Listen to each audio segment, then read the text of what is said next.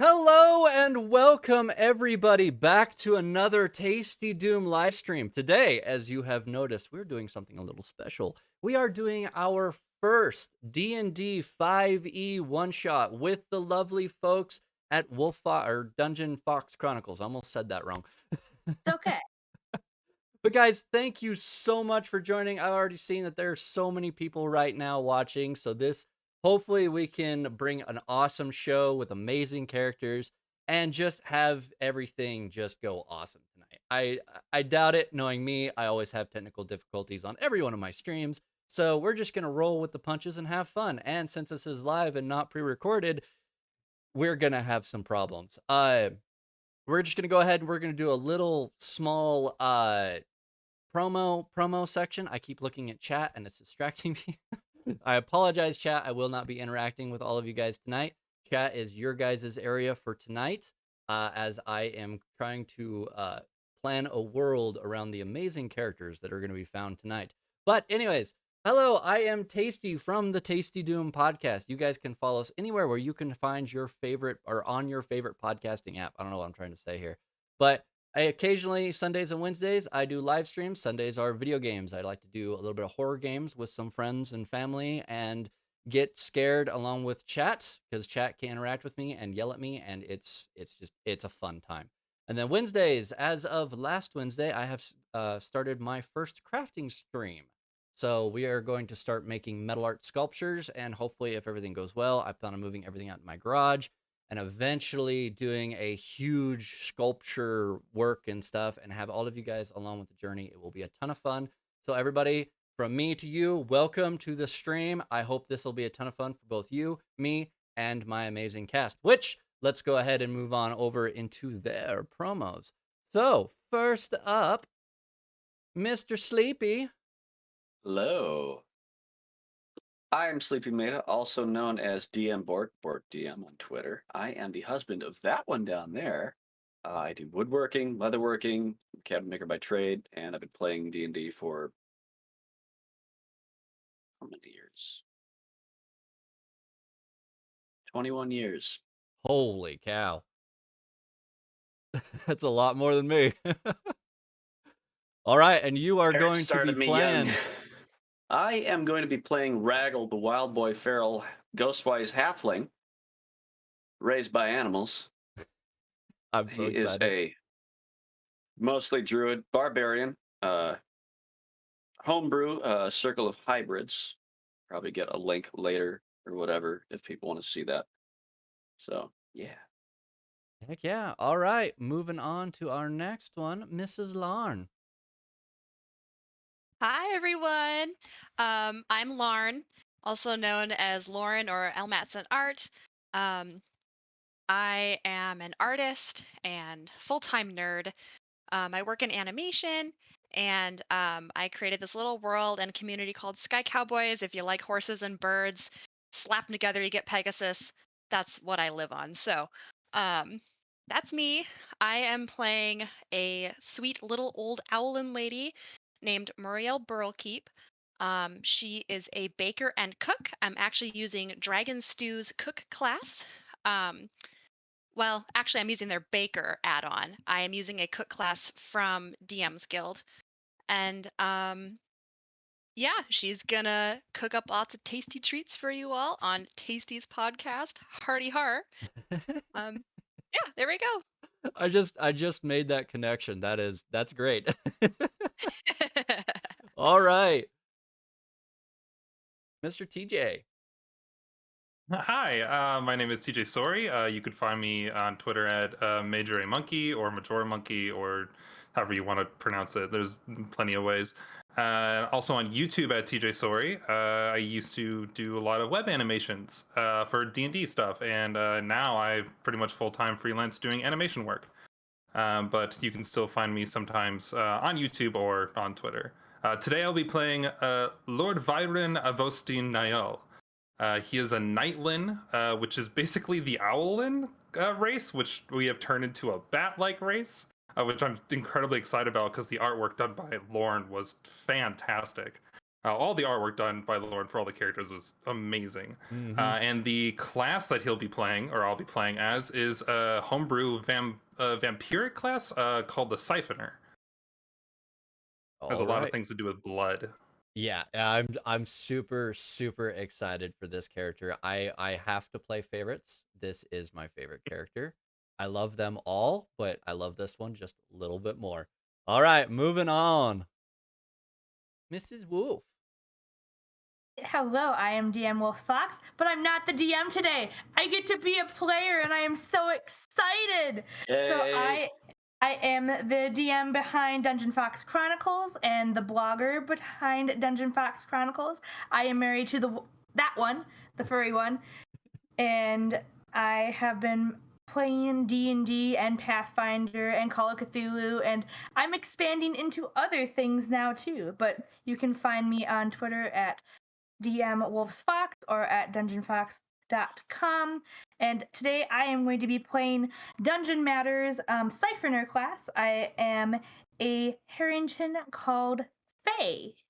And she is a little bunny bomb full of energy, and I like to eat magic. Yeah. This is gonna be awesome. I did forget to mention, if you guys haven't already noticed, all of these characters are not found in the normal book source. I like to make overpowered characters and use outside sources that a lot of DMs don't allow in their games, and instead I like to actually be challenged as the DM. So I like to see who can mid-max their character the best and actually challenge me in combat, role play, and just kind of see the kind of different interactions that we can get. Oh, nice. You actually linked it in there. Yes, so you can find many of these classes and races on the DM's Guild or D&D Wiki, though that place is a disaster. And as a disaster, everything there is broken. If you don't know how much, just listen to my podcast because that's where all my stuff came from. And they definitely challenge me there. But we have one more final promo to go out, and that is to the amazing Heimsdale or Carl on Twitter. He is an amazing writer. Let me get my notes right here. He has been playing TTRPGs since the 1980s. He has a lot of experience, and working with him on this project, he has taught me so much. He is actually the one that has written this one shot for me. I reached out to him, and he was absolutely amazing on being able to get this done in time for me to not only have it for the stream, but also to study it. He asked me plenty of questions about my world and was able to incorporate a lot of the stuff to help me incorporate it into my world. But this will be a book that, ooh, I'm cutting out. But this will be a book that you can find on the DM's Guild and RPG place. You can find the link just below on the banner there. I highly recommend him. I have a couple of his books, and they are well worth it. Superiorly written, with plenty of encounters, maps. In fact, I should actually go into more of what he does.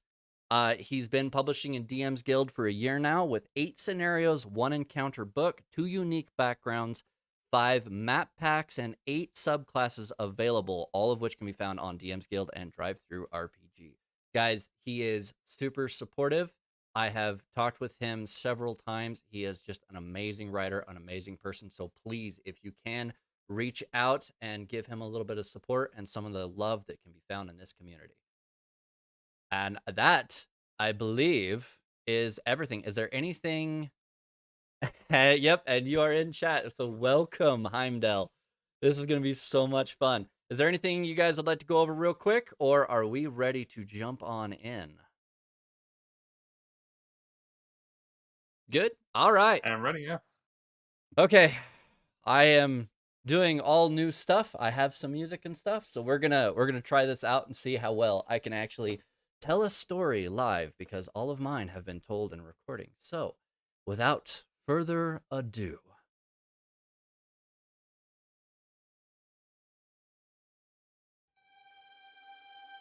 you all find yourselves in your mansion on the hill, overlooking. Whoops, hold up. This is a little. There we go. overlooking the magnificent city of Soloris, the main trade city of the Highlands found in the northwest corner of Amberdyne. You each have been prepping yourselves for the wedding of the prince and the elven mistress. You guys have been invited. You have set your sails towards Solaris and arrive at the docks. Okay. You do notice that the docks are quite busy for this time of year. I think I can... Oh, that was a hard stop. My bad. You do notice that the docks are very busy, but as you walk up, you are greeted by a lady by the name of Terinthia. Hello, and welcome to Soloris. I see that our greatest champions of the nations have finally come. What brings you here in this dire time? We are traveling to the wedding of the prince and the elven princess. Did you not receive the message? Vyran will look at the rest of the group. Oh no, I'm sorry. Did I lose it again? It is okay. It is amazing to have our heroes here, but unfortunately the wedding has been called off.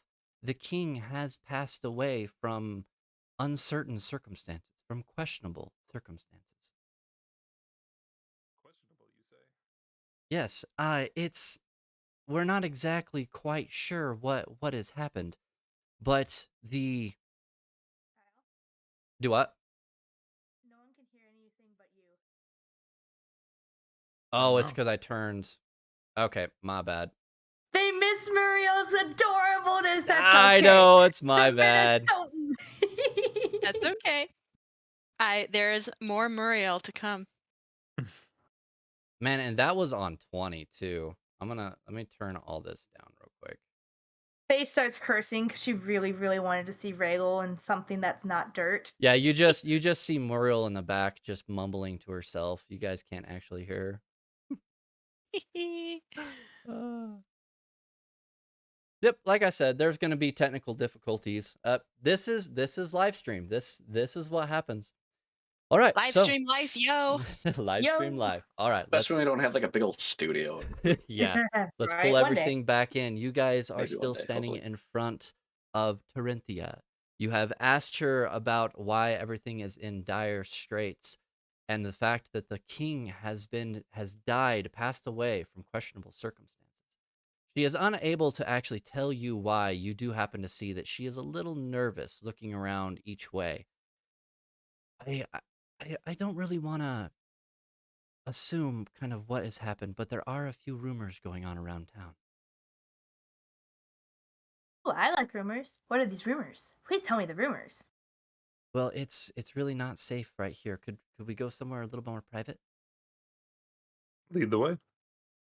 She will lead you down through many of the busy city streets into an alleyway where you guys are more secluded. You guys, on your way through, you do notice that there are a lot of these soldiers geared up and moving through the city, headed out towards the east.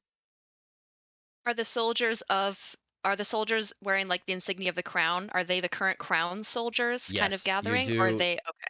You do see that they have this giant sun banner on all of their tabards and emblazoned on their shields as they all march in unison outside the city. Insight check to see if people are sad that the king has passed or like how the general populace is feeling about this. Yes. Smart. Just gonna do that. I will allow multiple rolls. You know what? I'm gonna roll then as well. 17. Heavens to Betsy. Looking, well, I'll wait. Raggle is just scratching himself inappropriately. Hunched over, looking at one of the corners, scratching the fleas from his half bare arms. Vyran flicks his tail at Regal. Stop that. Muriel rolled a non-natural 20 for her insight. Ooh, a Ooh. beautiful dirty Nice. 20.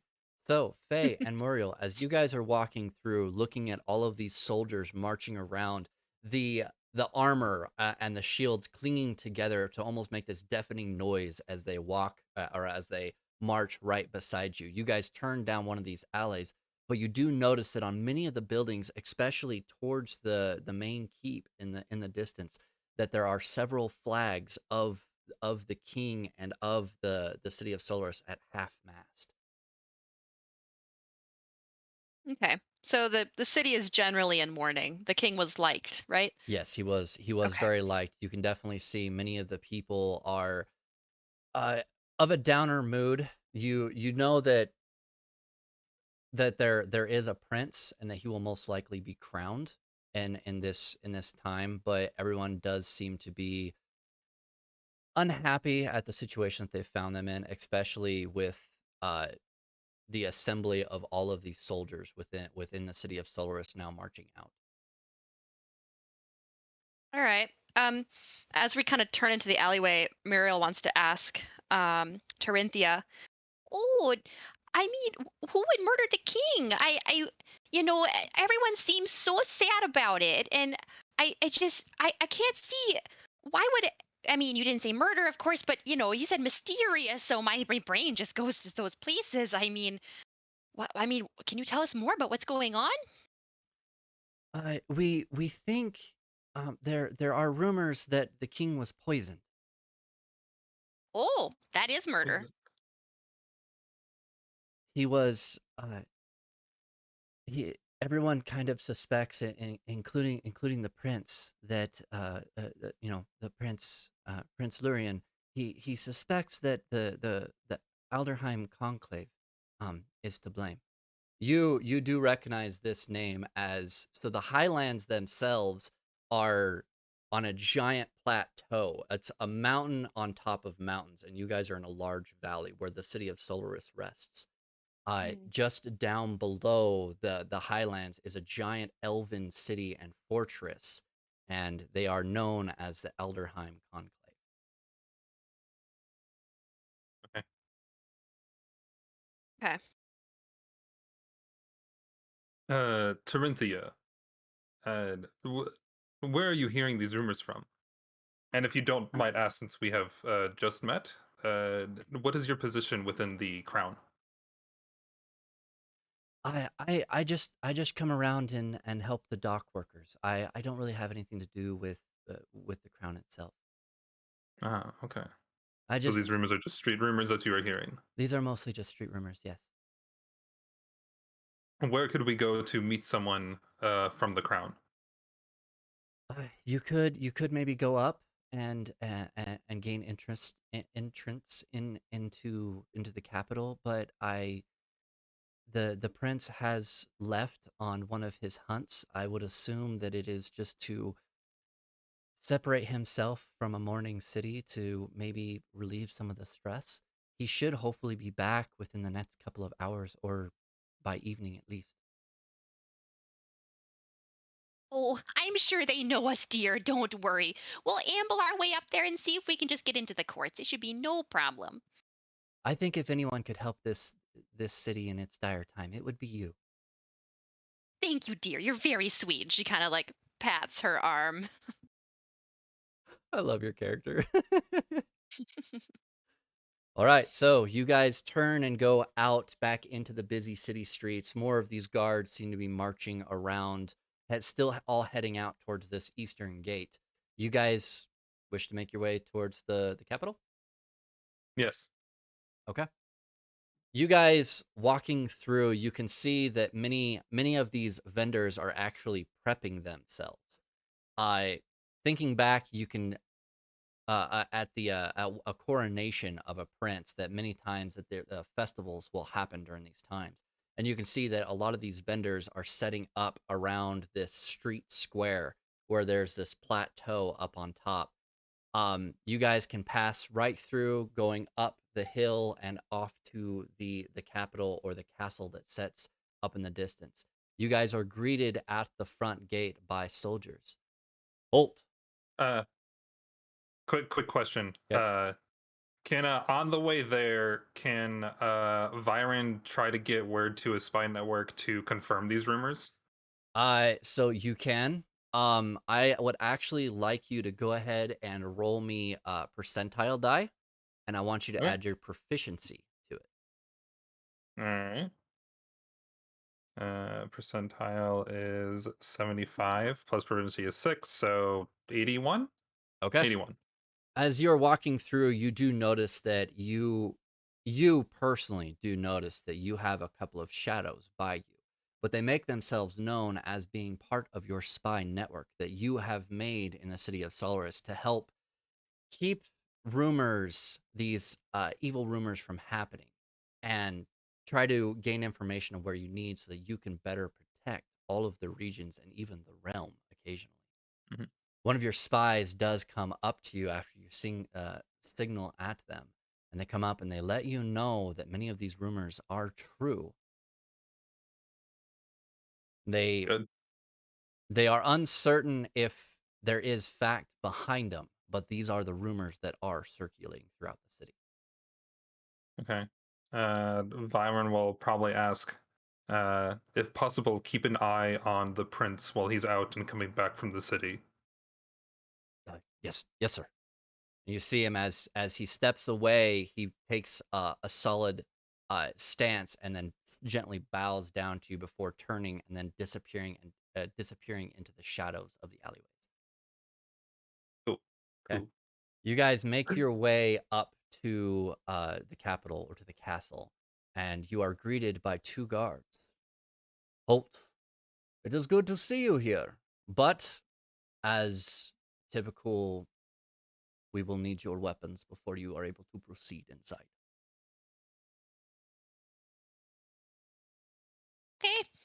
Muriel just like unhooks her tiny little dagger. We know that for people like you, that many of you don't even carry weapons, and that honestly disarming you doesn't really mean anything, as you are all talented. But it is a courtesy of the crown that we have to make sure that we collect weapons. You never know who could be going in and trying to assassinate somebody like our poor king. True. I would be worried if you didn't take such precautions. Yes. Precautions is actually the word that was evading my mind. Thank you. I had to make up You're welcome. stuff. All right, you guys each hand over your weapons. Raggle Faye just hands over she'll hand over her crossbow and dagger, and then you're just gonna watch her put her staff through her sleeve and just make it disappear. Go as she puts it into herself. You guys do turn and look back at Raggle, just kind of like looking at his paws, and they're like, "It is okay. We understand." They step aside. The gates open, and you are allowed entry in. Where would you like to go first? We know the prince isn't there, correct? Yes, Mhm. Right. he is out on a hunting trip. What about the person he's supposed to marry? Do we know if The they Elven went princess? with or Yes. not? Okay. So he was Prince Lauren was supposed to be married to the princess of the Elderheim Conclave, but Mhm. figuring that everyone believes that the conclave had killed or assassinated the king, that the wedding is called off. Right, but is I she know. here? Do what?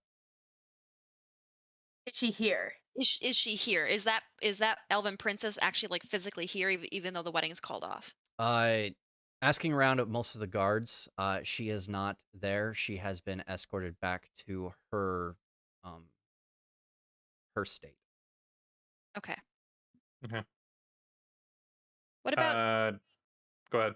I was gonna say, what about like the king or prince? What about their aides, like their assistants, their attendants?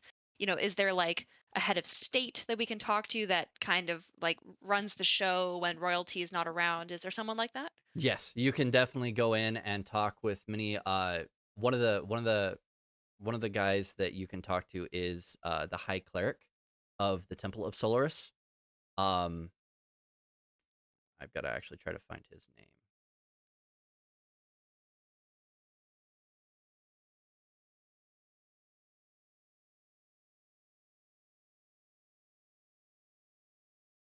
Oh, I'm not actually finding a name. Make one up. Yeah, make one up. We're gonna call him Carl. Alright, Nice Carl. little homage. Name. Carl, the Great name. High Cleric of the Solaris or the Temple of Solaris. Okay. Sweet. Okay. So as you guys are walking through, trying to find some of the people who have helped the king and that you have personally talked to, many of them cannot be found, as a lot of them are actually attending to the king's body. They are trying to try to uncover what is going on, and many of them cannot be found in this process. But you eventually do find Carl, the High Cleric, wandering around trying to bless the capital as he walks through from any unclean spirits that may have found themselves dwelling in the death of the king. Ah, it is good to see you guys once again. I wish it was under more fortunate circumstances. That is very true, but things happen, and Soloris be praised. It will maybe not happen again. Can you tell us more about what did happen? Were you there at the time of death? Certainly, we were doing the normal banquet of the king, and as we had brought the food out, we had many people already taste testing the food, but eventually, when it finally got to the king, he started to cough up white foam and eventually fell on the floor dead. We tried our best to revive him using many of our magics, but unfortunately, whatever it was, what found into his glass, eventually took his life. So it happened. Okay. So you say he drank something, and then that's what happened before he died. That is what I have seen with my own eyes. Hmm. Quick Where question. Can I roll insider history or something to see if Muriel might know what would make that white foaming effect before death? Sure, go ahead. Wait. use What that check? Baker knowledge? What check do you want me to Big roll? knowledge. So go ahead and make me a intelligence check, Okay. and go ahead and add. Actually, I believe it would be a nature. I think would be more up your alley. Okay. That's great. Sweet. So that is going to be a 17. 17. I through your works at I forget the name of the witches. Haven. Witherbloom. Wither or not Strix, Wither. Oh yeah, Strixhaven. yeah. It's because you're college. Yes. So through your studies at the college, you do know of many plants that can cause severe effects and eventually even cause death itself. And you do refer back to one. I would say it's similar to a nightshade, but it's more of like a crimson color, and is known as Death's Bloom. Um, if ingested, it can cause the body to seize up, to spasm, the white foam to come out. But normally, you would find that that can easily be taken care of, especially with a high cleric near there. So you're uncertain of what it actually was, but that is probably a good starting spot, is what you're thinking. Okay. Pipes up. Do you still have the glass? No, we've had everything properly cleansed after that because we had several of the nobles from the conclave here at the time, and we were worried that there might be more poison.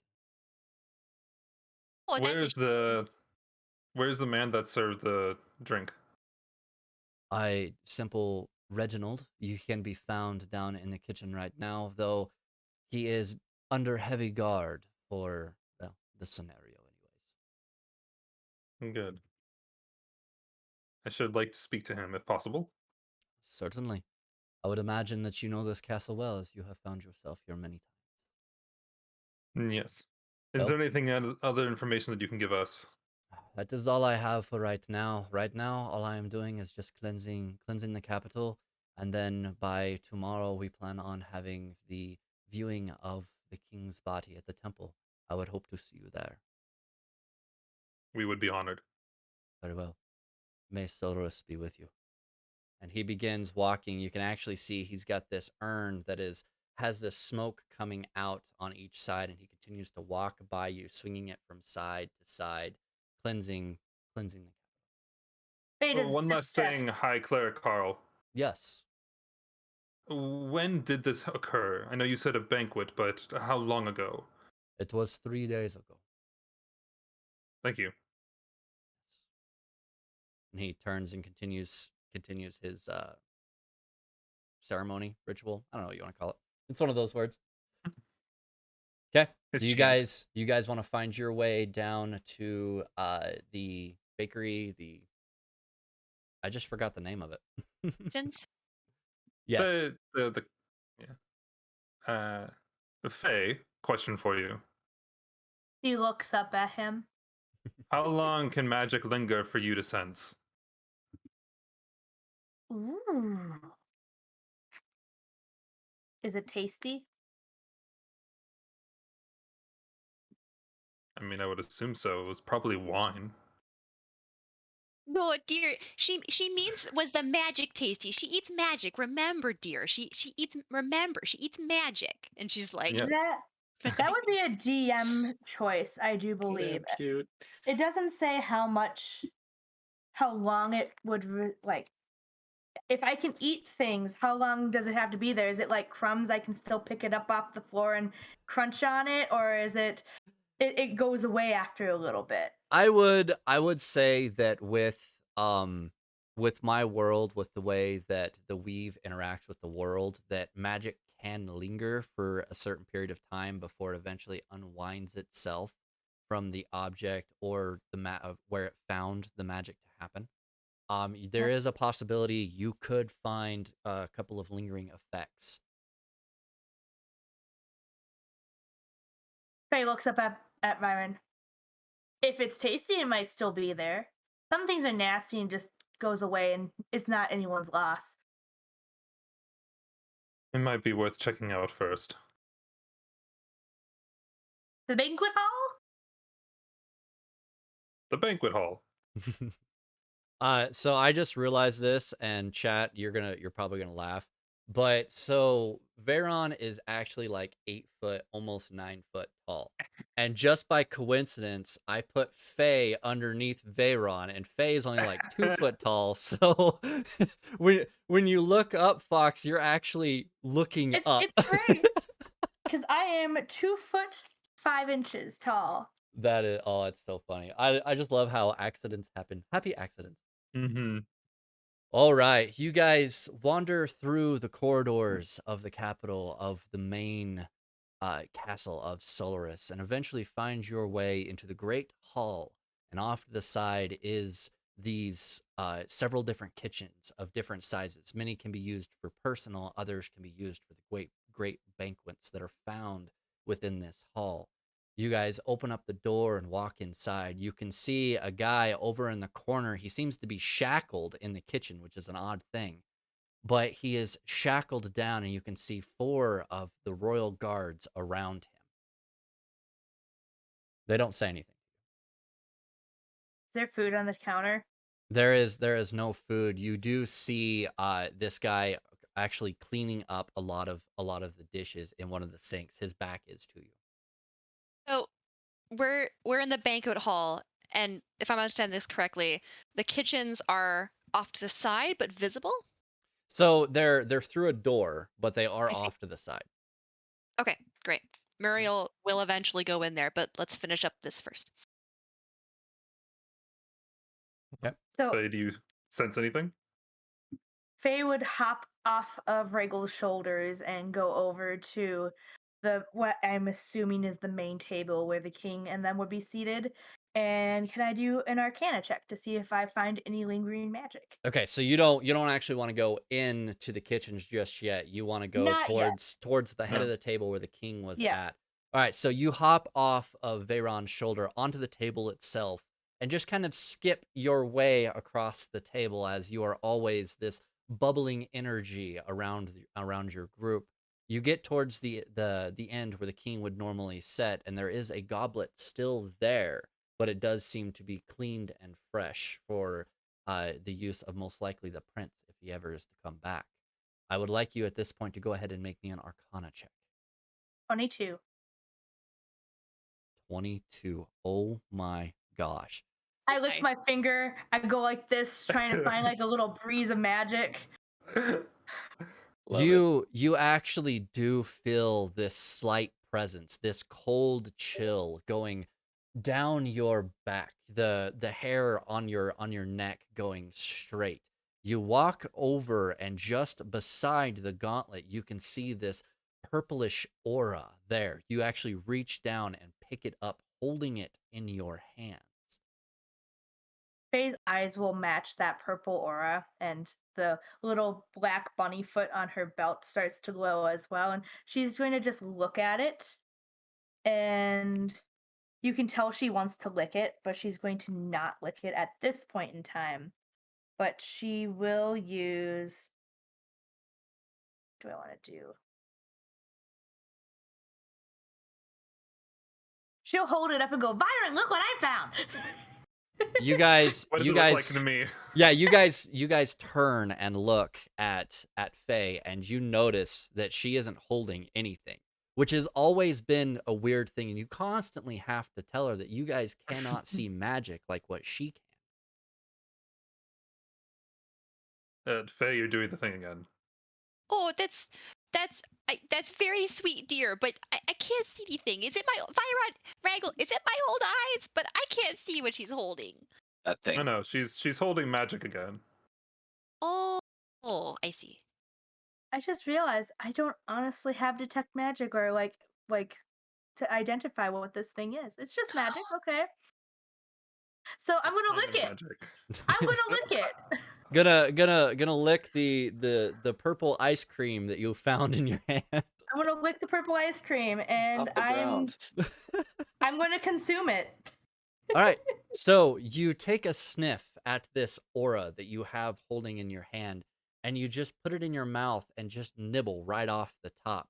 You can feel instantly that your body starts to pain, as if this energy seems to be trying to suck the life force out of you. But being Ooh, it's resistant to many different kinds of magic and ingesting all of these different kinds, you easily shrug it off. This is a necrotic magic. If I roll another Arcana check, is there a possibility I can identify what the spell is? I would say probably not without an actual magic identifying spell. Okay, fair enough. You could roll, and then I'll see if I can give you a little bit more details depending on how high you roll.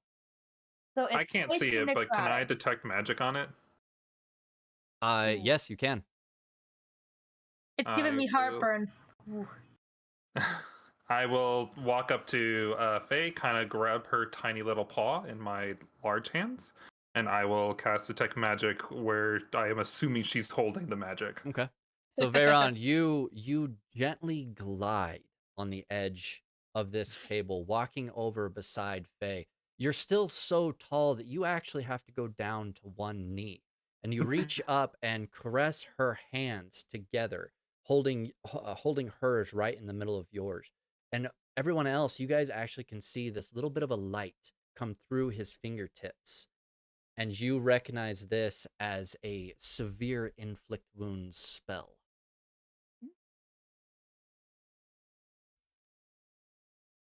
I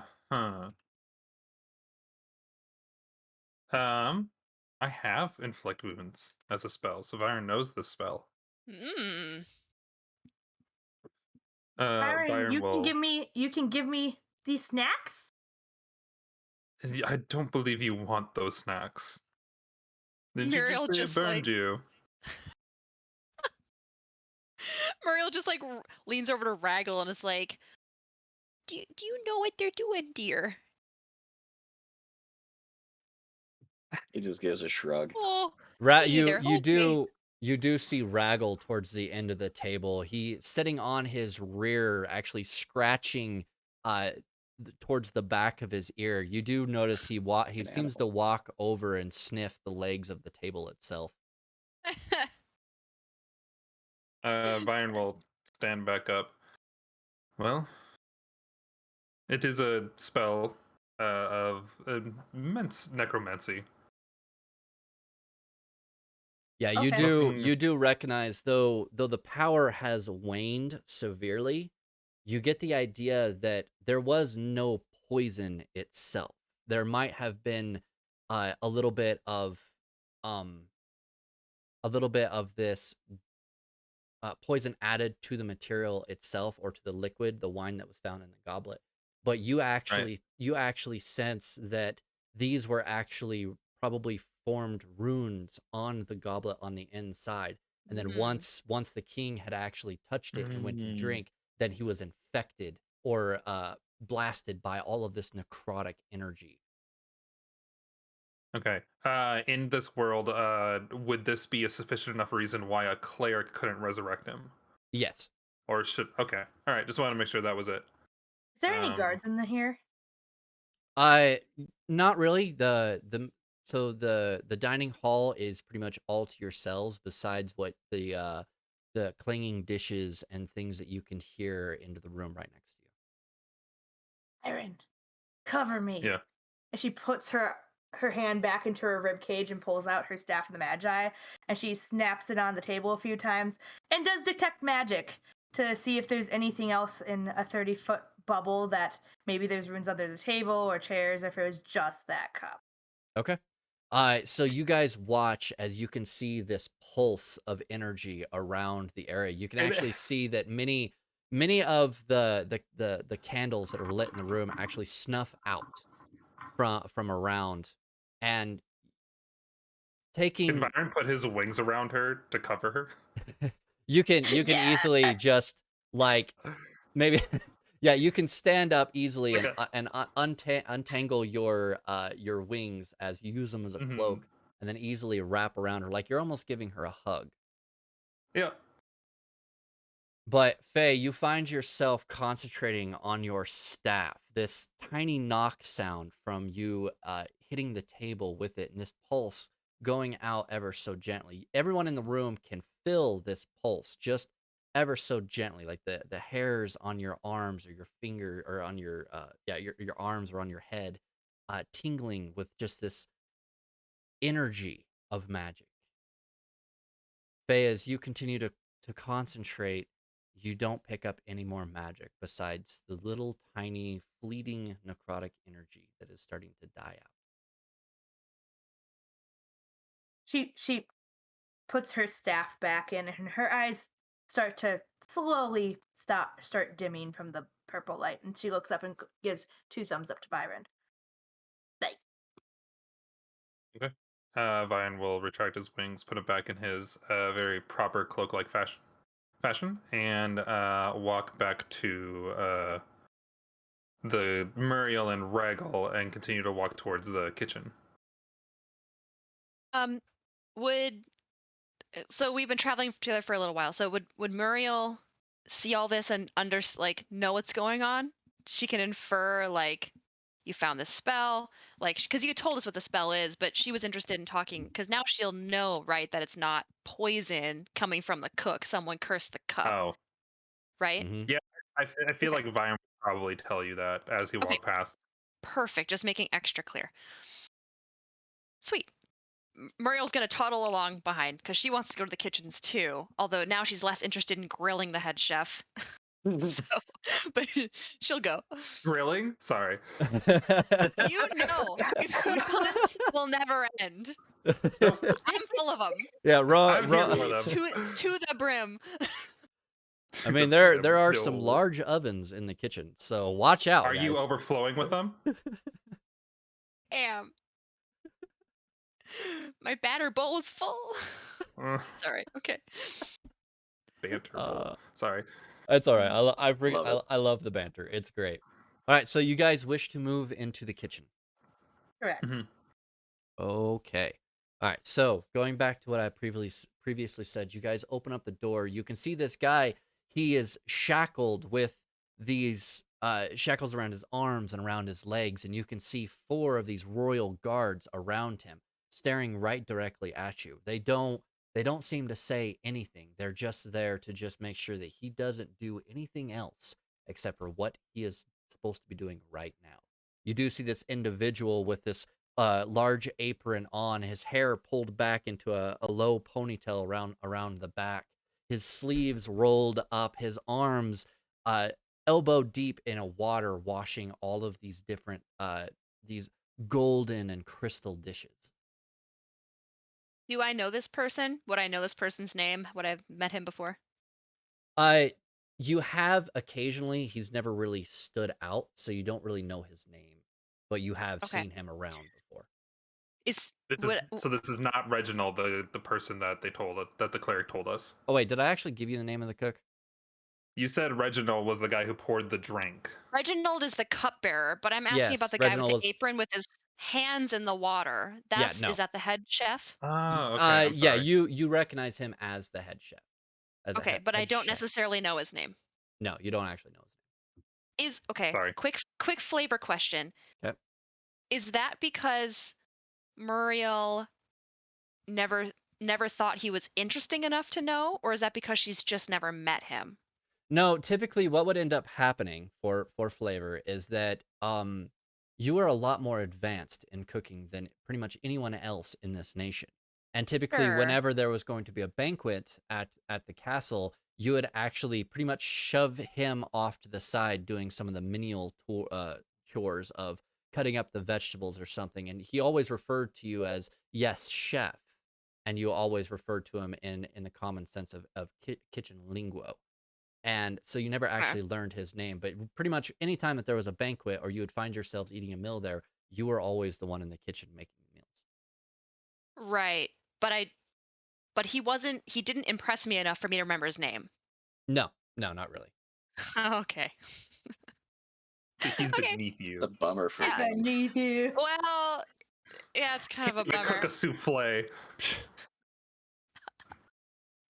He's a bad batch of dough. Okay. All right, let me just get that in my notes. I'm hating none of this. Vyran's gonna look at one of the guards. Okay. And ask, "Where's the cup that was served to the king?"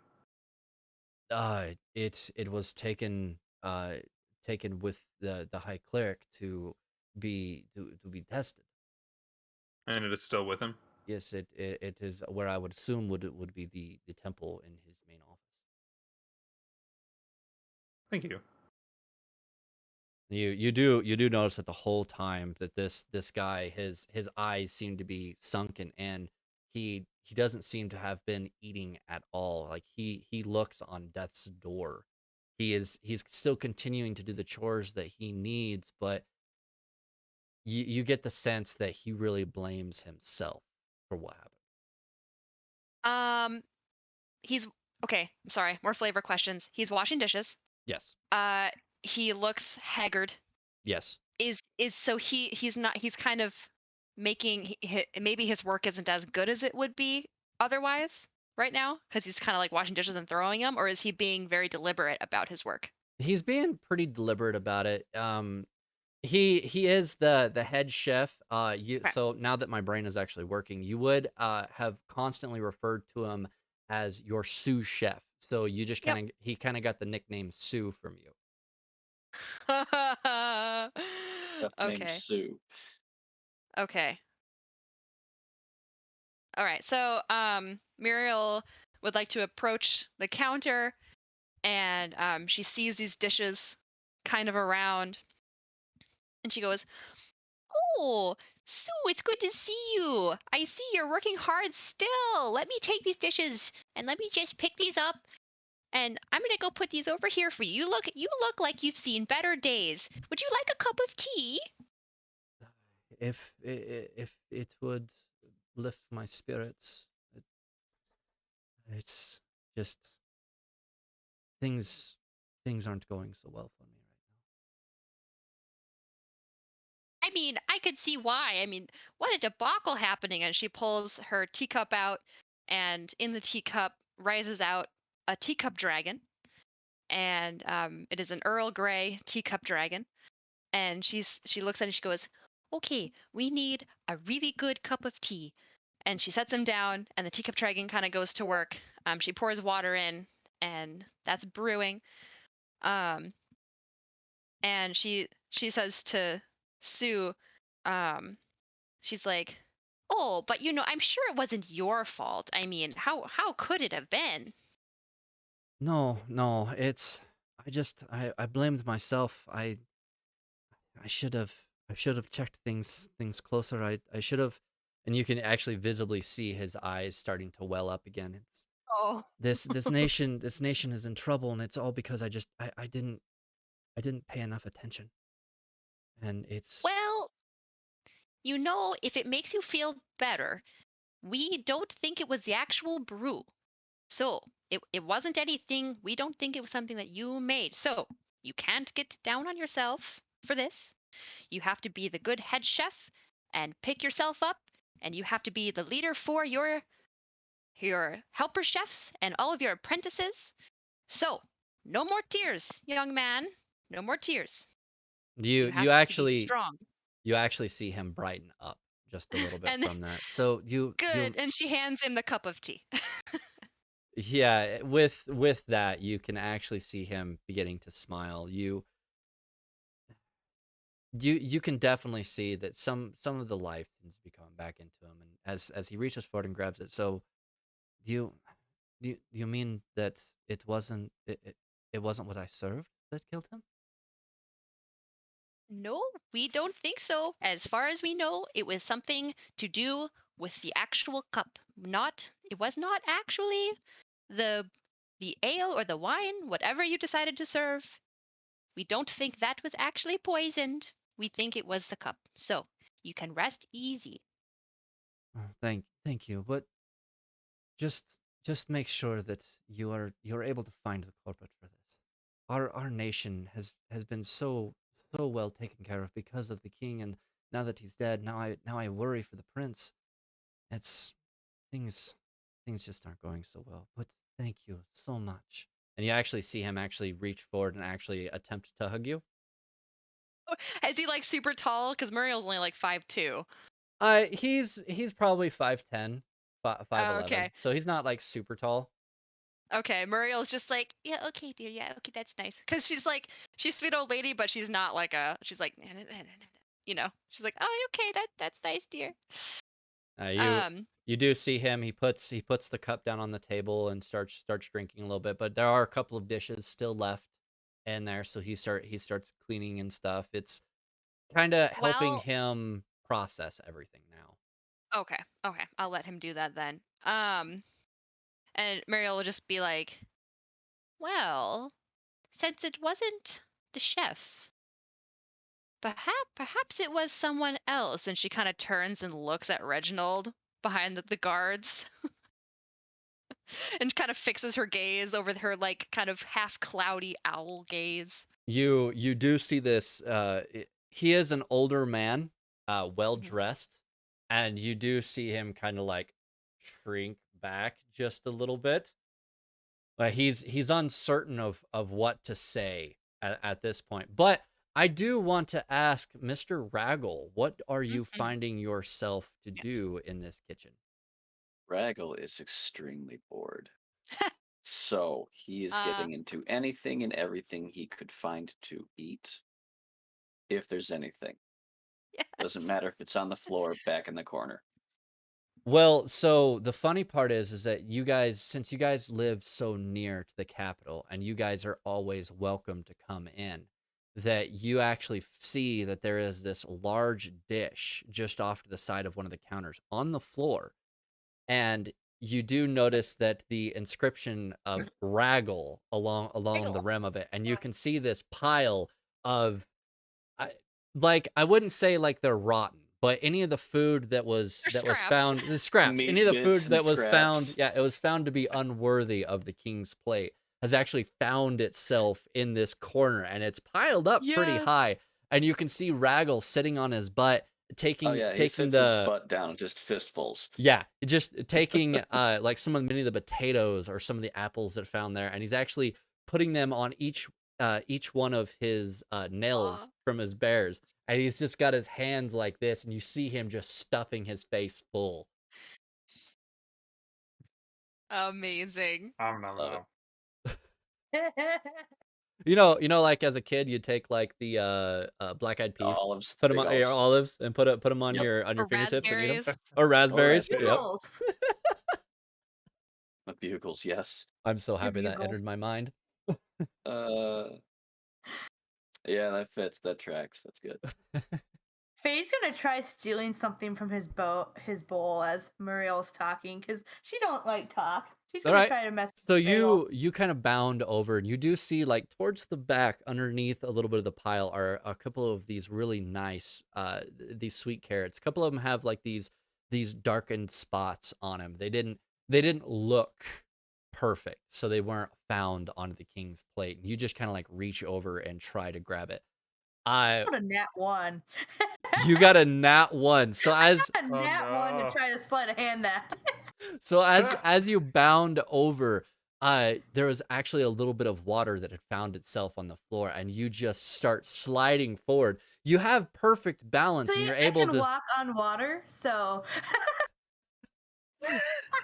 You can walk. You hydroplane. That's walking on water. Hydroplane, You okay. hydroplane on the surface of this water and go straight towards Raggle. Raggle, you hear this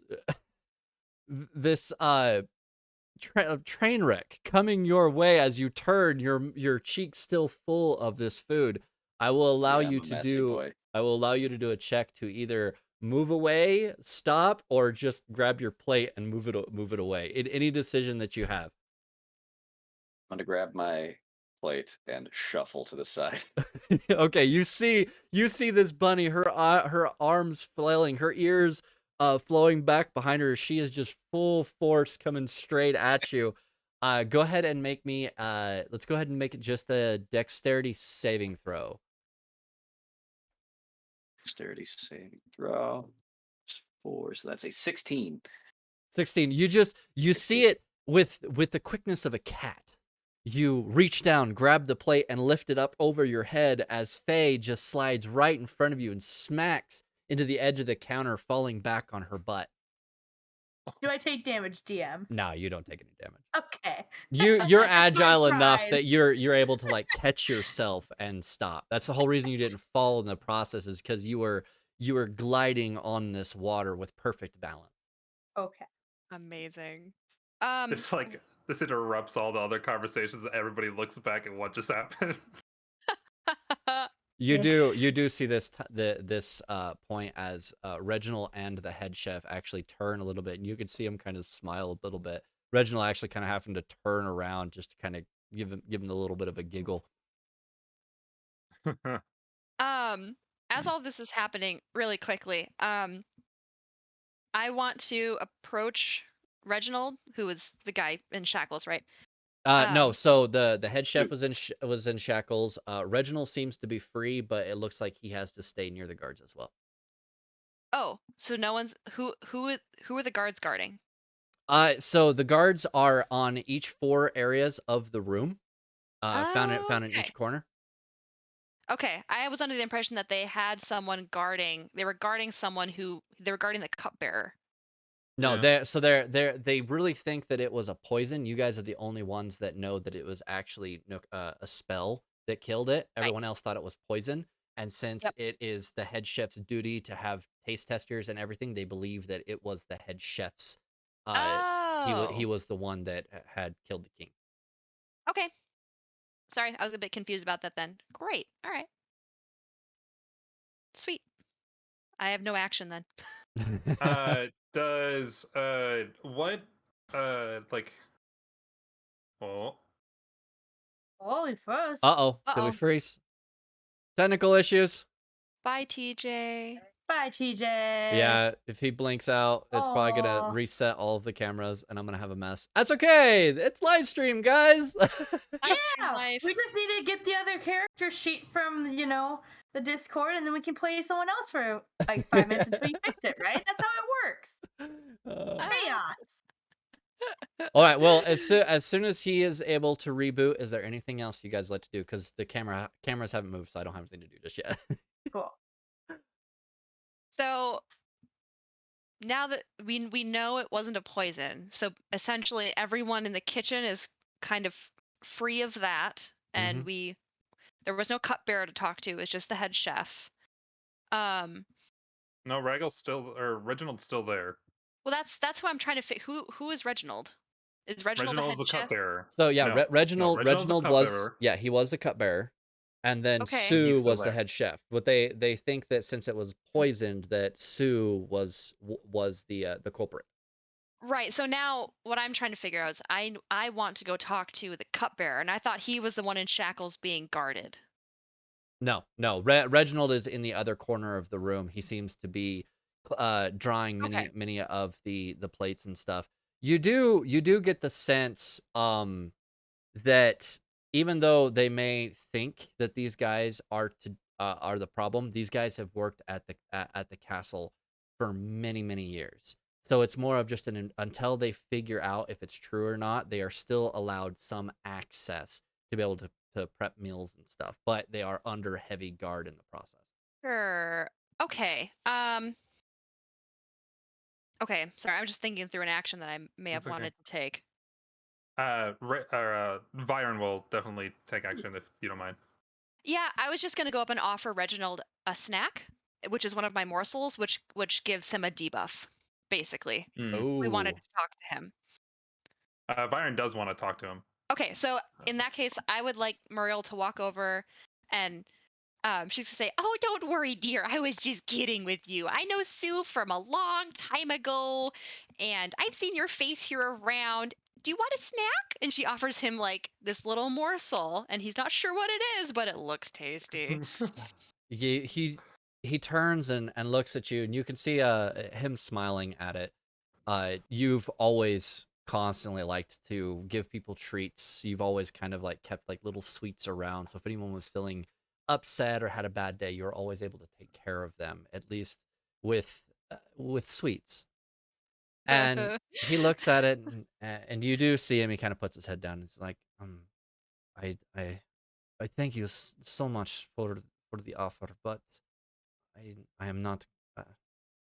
I'm kind of fasting for the moment until we are able to find out the truth of the matter. So I have sworn to not eat or drink anything for a certain period Can of I time.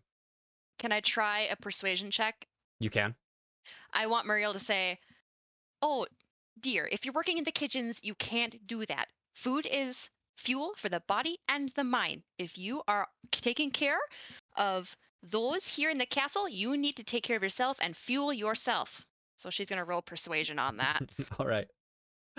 Can I help her on this persuasion by just standing over Muriel, like very menacingly, and looking at Reginald, and just go, "Eat it." I have a Your- +8, fam. your eyebrows go high, your head goes back, and you can actually pick your lip up just a little bit, and he can see the sharp, like the teeth. vampire style teeth. Yeah. Muriel's trying to be nice. You've got this Wow. daunting shadow behind you. I'm gonna start rolling real bad here soon because I keep rolling really high. That is a 26 Holy cow. Nice. because I rolled an 18 plus my ridiculous bonus. Lovely. So as you say those and you hold the sweet just a little bit closer to him, you actually can hear his belly actually grumble just a little bit, and he looks at it and then looks at you, and he reaches forward and grabs it and just gently just starts taking small bites off of it. Awesome. Well, it probably doesn't taste amazing. Those are cow innards, and they debuff him. So as he takes the first bite, he has this bright smile as he's like, I'm being taken care of. I deserve whatever punishment I get. And as he takes this first bite, you do see his shoulders kind of droop just a little bit, and he I mean, it turns. doesn't taste like the worst thing. No, but it's definitely got this different texture to it, and he Probably turns bristly. and just with with the most heart-filled smile, like he appreciates it, but he was hoping it would be a little bit better tasting. But you do see Yeah, him I like bet try he to take was. another bite. So mechanically, he now disadvantage on all charisma checks. The creature can yeah, he has disadvantage all charisma checks. If any creatures were charmed by this person after it ingested the morsel, the effect is suspended for the duration for any creatures that the person that tried to charm. So he Okay. basically can't charm anyone, and he has disadvantage on all charisma checks for the next 10 minutes. So if he was under a charm spell, it's now dispelled. Is that kind of what? No, he basically can't charm any of us, Okay. So and it's reverse. Okay. and he has disadvantage on any charisma checks if he's trying to worm his way out of something. Okay. Okay. That's the information that I need. Thank you.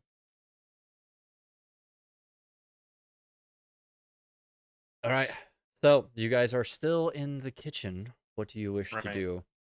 You Does do. Mario walk away from Reginald? I stayed with him. He's staying. You do Okay. watch him as he's eating the what's left of this untasty morsel.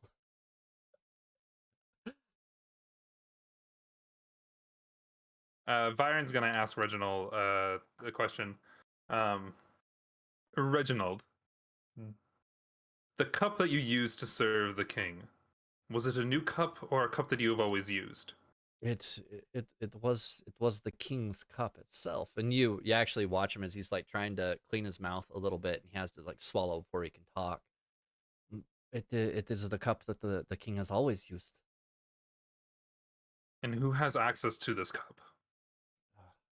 Just me and the head chef. That is why we are in here for punishment for right now, and hopefully. Where Go ahead. Where is it stored? We normally keep it up in the cupboard over on the far side, and you do notice that there are several of these different gauntlets up in this glass cupboard, and inside you can actually see there's these names carved out on the bottom. One being the king's name and the prince's name, and there is another brand new cup in there that has the name of this was soon to be queen. Or What's the name? that is a good question. Sorry. While you're looking, Faye would like to go over and try to detect magic on those cups. Okay. We're just gonna go ahead and go with Ilana. With Okay. she was the princess from the conclave. Okay. Right. Oh, I need to be able to make notes here, and my pen is. Come on. That pilot G2 boy. Well, I've got my laptop up in front of me, and I can write stuff on it, so I'm making Gotcha. notes. All right. Yeah, while Faye's detecting magic, Vyran's also wants to investigate that area to see if it is the cupboard typically locked, and if it is locked, does it look like somebody tried to break into it? So you walk over, and there is a decent sized lock there. You do notice that Reginald actually pulls a key out from his shirt and gestures it towards you. If you were wanting to get into that cupboard, you will need this. Vyran will take the key. Okay. Are you the only one with the key? The head chef normally has one as well. I did kind of sneak this one by the guards, but his has been taken with most of all of our other belongings.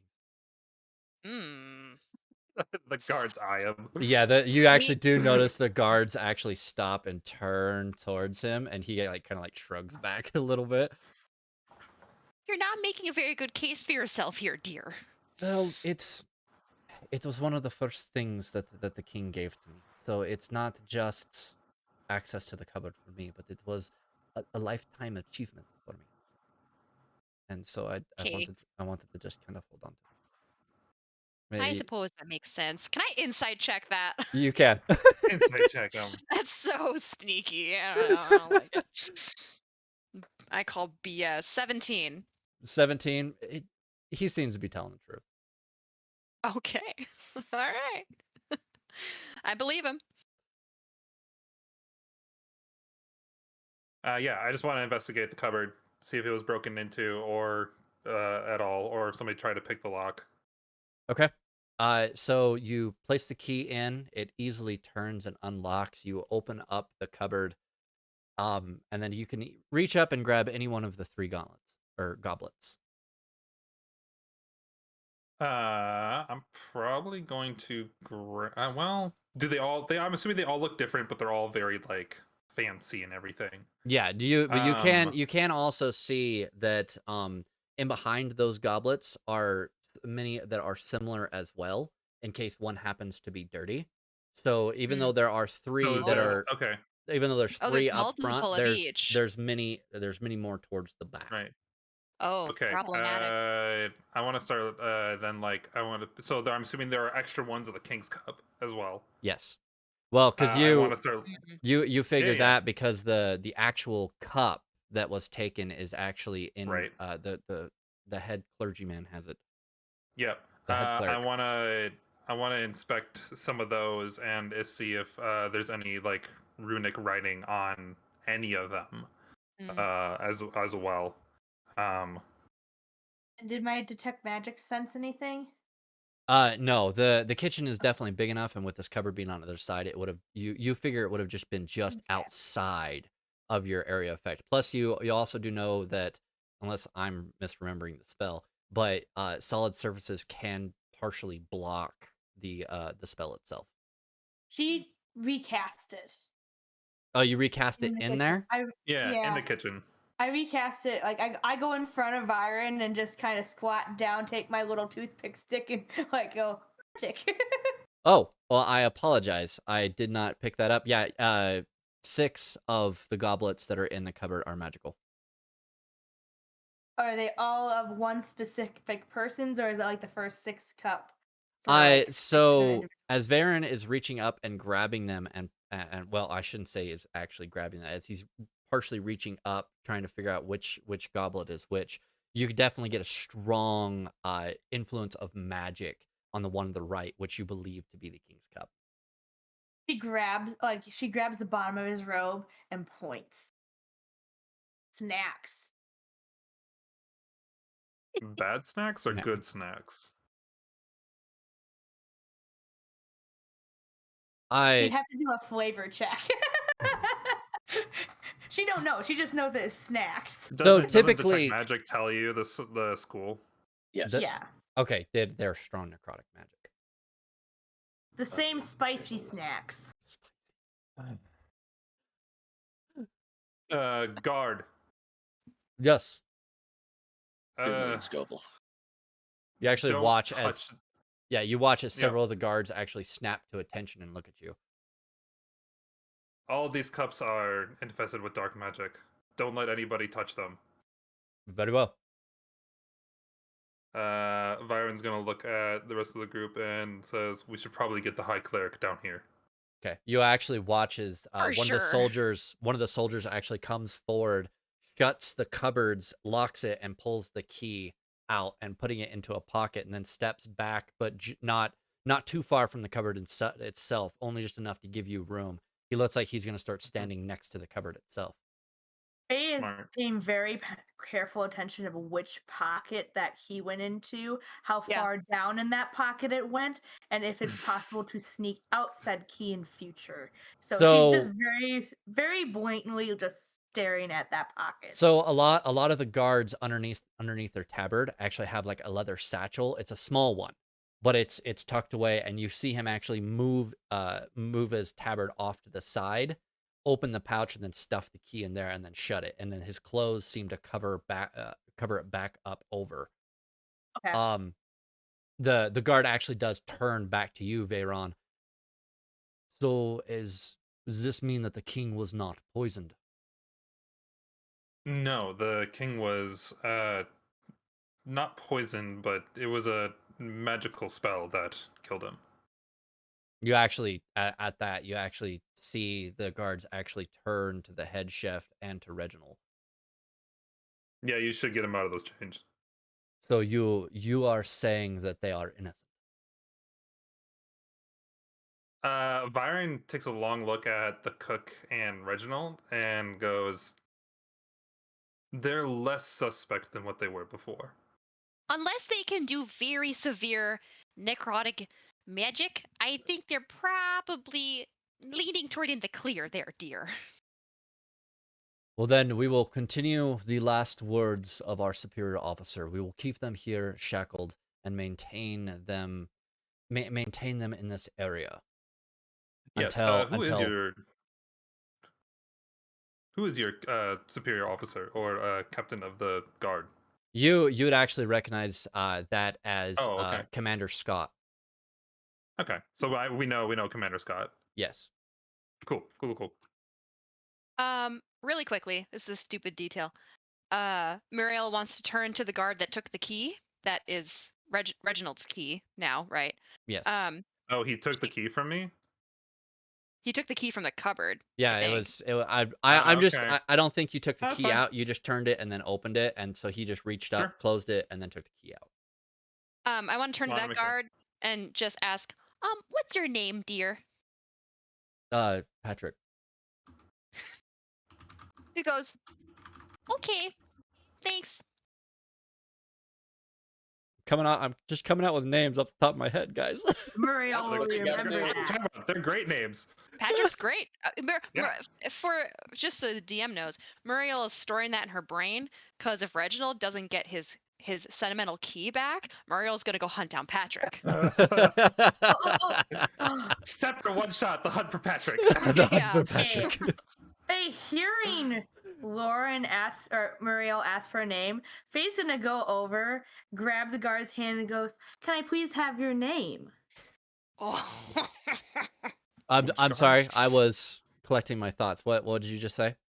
Faye's gonna go over and grab the guard's hands and just look at him with these big, sweet blue eyes and go, "Can I have your name?" So this is one of the other guards, not the one that. Yeah. Yeah. Gosh dang it, guys. We'll go with Palcifer. Pulsifer. Everyone calls him No. Pal. Pal. Ow. Thank you. And she literally steals his name and writes it into her little book and just walks away. Everyone called him that. Yes. All my name. all the people in Oh. my kingdom are gonna have weird names. Unless Faye steals them all. Oh heavens. All right. Is there are 4 guards in here, right? Yeah, there are 4 guards. Nah, Vyran's just gonna go find the cleric. Yeah. Okay. I'm up for that.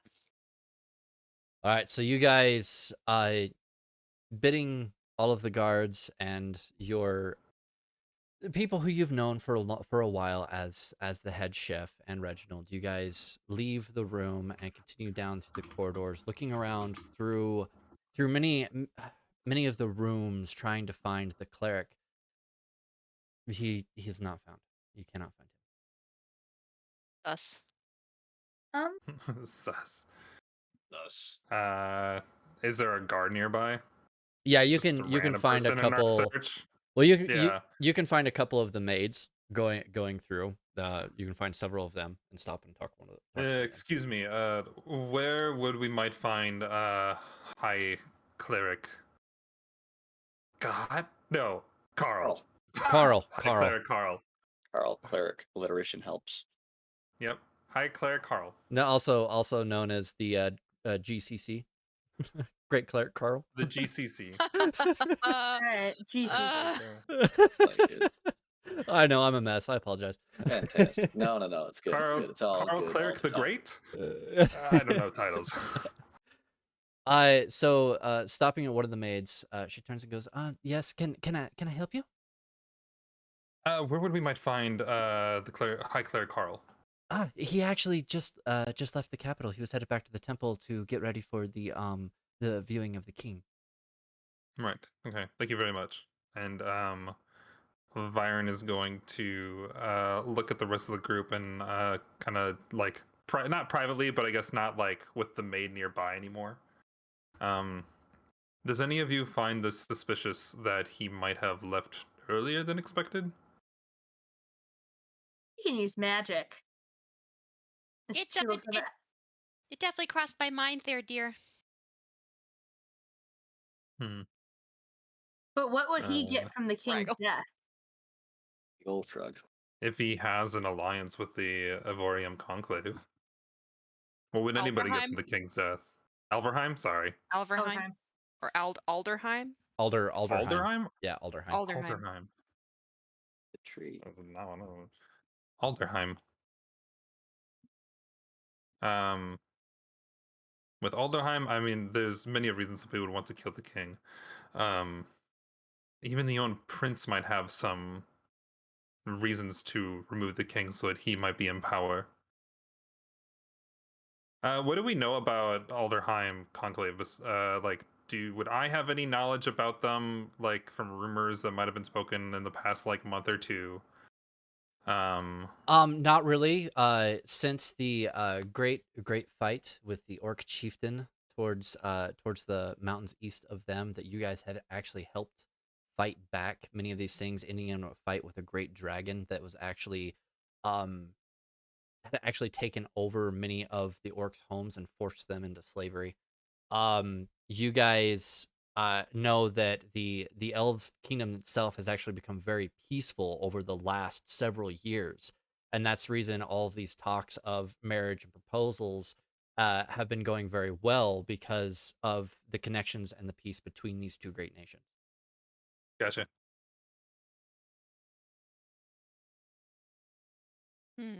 Okay.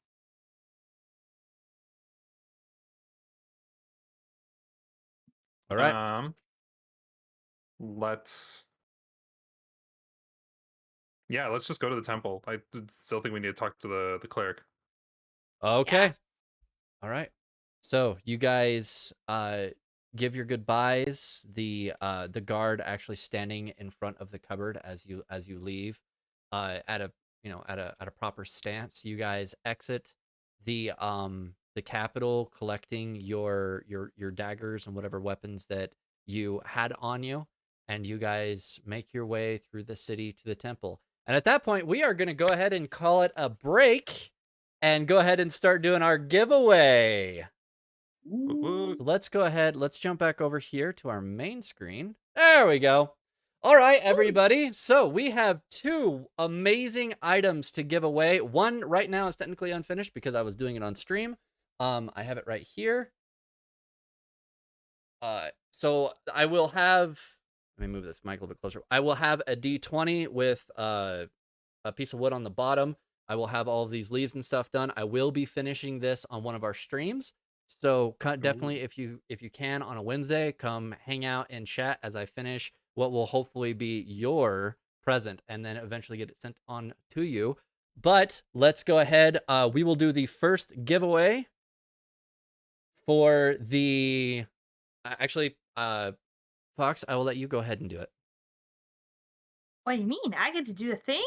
Oh, Yeah, or do you want me to show the second one? Go ahead and show what the prize is right now. So this is a lovely Sleepy Maida made What? dice tower. It is a white oak. It has lots of things for it to go click clack in.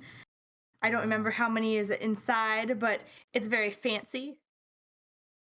That's super cool. It's very fancy. Does this He says come? there's 3 things in there. 3 baffles. And it comes with Fae-inspired dice from the Gamer's Den. So it is blue, and it has the yellow from her feathers for being Madame Lola of the Witchlight Carnival, and there's a little bit of green in there too, because why not?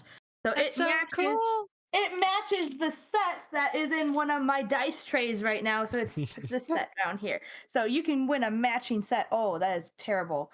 There we go. Maybe the camera will focus. Maybe there we go. But yeah, for that one you can win a dice tower and click clacks. And the click clacks to go with it. All right, so everybody, I'm going ahead and start this giveaway. So go ahead and put exclamation point Fae. Exclamation point FAE in the chat. Type it in. It will only count as once. We will go for about 2-3 minutes. Everyone, if you guys would like to go to the bathroom, get a drink or whatever, go ahead and take this time to do so. When we come back, we will figure out the winner of the dice and then start our next giveaway. So I will set a timer for 3 minutes. Awesome. Go ahead and get some music going, huh?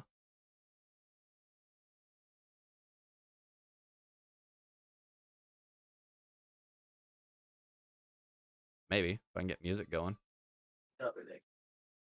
Refill time. All right, buddy. But thank you for hanging out, though. I'll have to get you something, that's for sure. Because this one shot is absolutely amazing.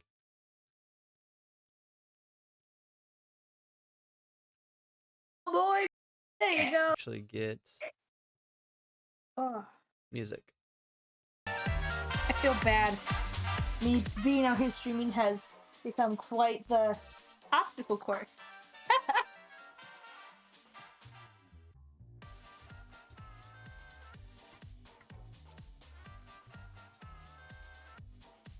I actually didn't start my timer. Fail me. I'm just relying on you guys. Wireless headset, yo. Nice. Although I am gonna make more coffee. I got more cran apple. I've got a little bit know. of my coffee left. Nice. I'm Yeah. gonna put my bread away. Oh, maybe I should show. Well, no, the bread is already took all the nummy bits off. This is what happens. We So, hang out. D&D is hangout for us. Yeah, this is all hangout. If you guys are located in the UK or elsewhere, make sure that you are eligible for giveaways. I know some places don't like you winning things because it's like a lottery or something. But I can try to maybe get something sent out to you. And then if it ends up being too complicated, then we might try to do maybe a different giveaway. We'll try to figure something out is what I'm basically saying. So if you want to try to win it, Hates you. yeah. So if you want to try to win it, put it in there, and then we'll go from there, and hopefully we can get it out to you. The USPS allows certain amount of sizing to go. It's ridiculous, the international cost. But USPS is okay-ish trying to send things out. It also takes forever. But- So I found the thing that happens with international shipping for me is generally the customs for the receiving country. That's generally what gums up the works the most. So as long as the receiving country is allowing amazing things in, then you're good to go. But it can be tough. Leather, you need to put an exclamation point before that, so that way the bot can pick you up.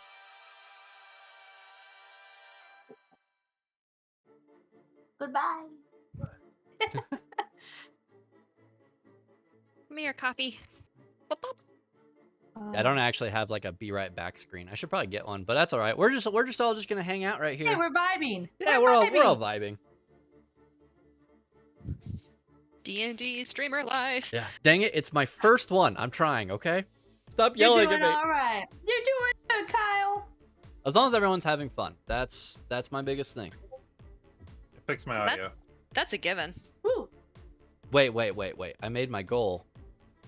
You made your goal. You did? Yeah, I screenshotted it. 20 viewers? What? No, I didn't even check. I've been so busy. Oh my gosh, Yeah. guys. I was gonna say it's in the chat. It's in our chat. It's been No, recorded. No, if we still have a timer going, I want him to come back because now that my bunny is buff, I want to have an arm wrestling contest with a certain raggle. Like, I want to. I'm not going to spend time in game doing it, but if we have downtime, I want to see. After you mentioned like how like your strength and after like Regal's also like just strength, I did have a ability that allowed to increase my strength up to 32. I decided against it because I was like, it's fine. I'll take something else. We have enough like muscle people already. All right, guys. Rip I will doors give off the us hinges? one more minute for the Fae dice. Make sure you put exclamation point Fae in chat to enter into the giveaway, and then right after we'll do our last giveaway, which is for the metal tree. No, I absolutely love Dungeon Matters Siphoner class.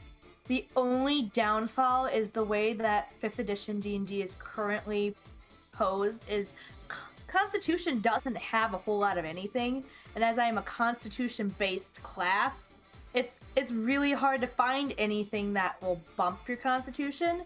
So Yeah. So that book that I asked Kyle to give me a price range on last night was the only thing that would bump your Constitution above 20. Mhm. Otherwise, there's nothing else that will bump it. Right. So my strength is it's one less than my Constitution. All right, guys. Let's go ahead and let's figure out who won the Fae-inspired dice and dice tower. And my dog is just, yes, he's excited for whoever the winner is going to be. All right. Here we go. Oh, I need to push the button, dude. He's like, let me push the button. I want to push the button. All right, congratulations. I don't know if I want to say that name. To Sh. We're just going to go Sh. Congratulations, buddy. Make sure you either find me on Twitter. Ish. We're just gonna do that. I'm gonna cuss if I say the full name out full. But we will go ahead. Make sure that you whisper either me on Twitch or reach out to us so we can get your information and get that sent out to you. Uh-oh. Who just joined? Someone who's not supposed to be here. So we're going to say goodbye. There you go. See, this is why we went into your channel, because you can handle that. I know. I've got enough going on my end. All right, let's go ahead. Let's start the last. I need to go in here and edit this real quick.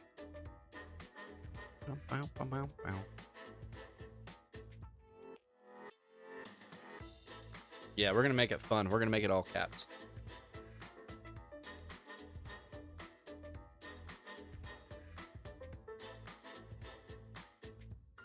All right, everybody. So this is for the wired tree. I will bring it up so you guys can see it.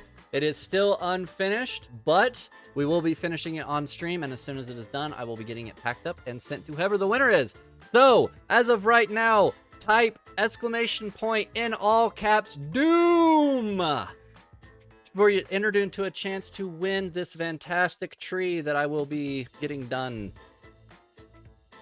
If I stop stabbing myself as I'm trying to put it away. Someone in chat asked if our stuff is on D&D Beyond. Because we're using a lot of homebrew stuff, I don't think any of us really have it on D&D Beyond. The only reason why I have it up is for my spellbook. But most of our characters are, if not the race and the class are both homebrew or D&D or DM Guild or D&D Wiki material or the amazing cookbook that Lauren has. So unfortunately our stuff is not available to view online. We have, like, for me, handwritten stuff and typed stuff and more stuff that's just all notes kind of put together. Yeah, that is one thing I should put up.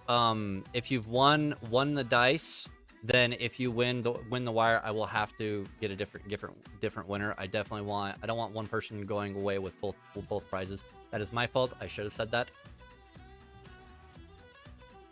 I do believe that So no worries. Anyway, Thank you. Yeah. Thank you so much. Like I said, this is my first time doing a D&D live stream, so it's my first time doing a giveaway. There's a lot of firsts here for me. So thank you for being so amazing. So once you get Kyle the address, we'll work together to get you a tracking number for when I send the dice and the tower out. Yeah, definitely. I really wanted to try to. I would have liked to have had everyone on D&D Beyond, so that way you guys could actually see and do a little bit more interacting. But like I said, it's first for everything. I wasn't really sure on how to use it, and there's a bunch of stuff going on. So I apologize for that. I will hopefully redeem that in the future. Like the fact that none of my players can hear any of the music that is going on. So that's another thing I want to redeem in the future. Lots to learn. Hey, Raggle. Hello. I mean, look at he even has like rocket on his pants. Like it's great. He's all animal.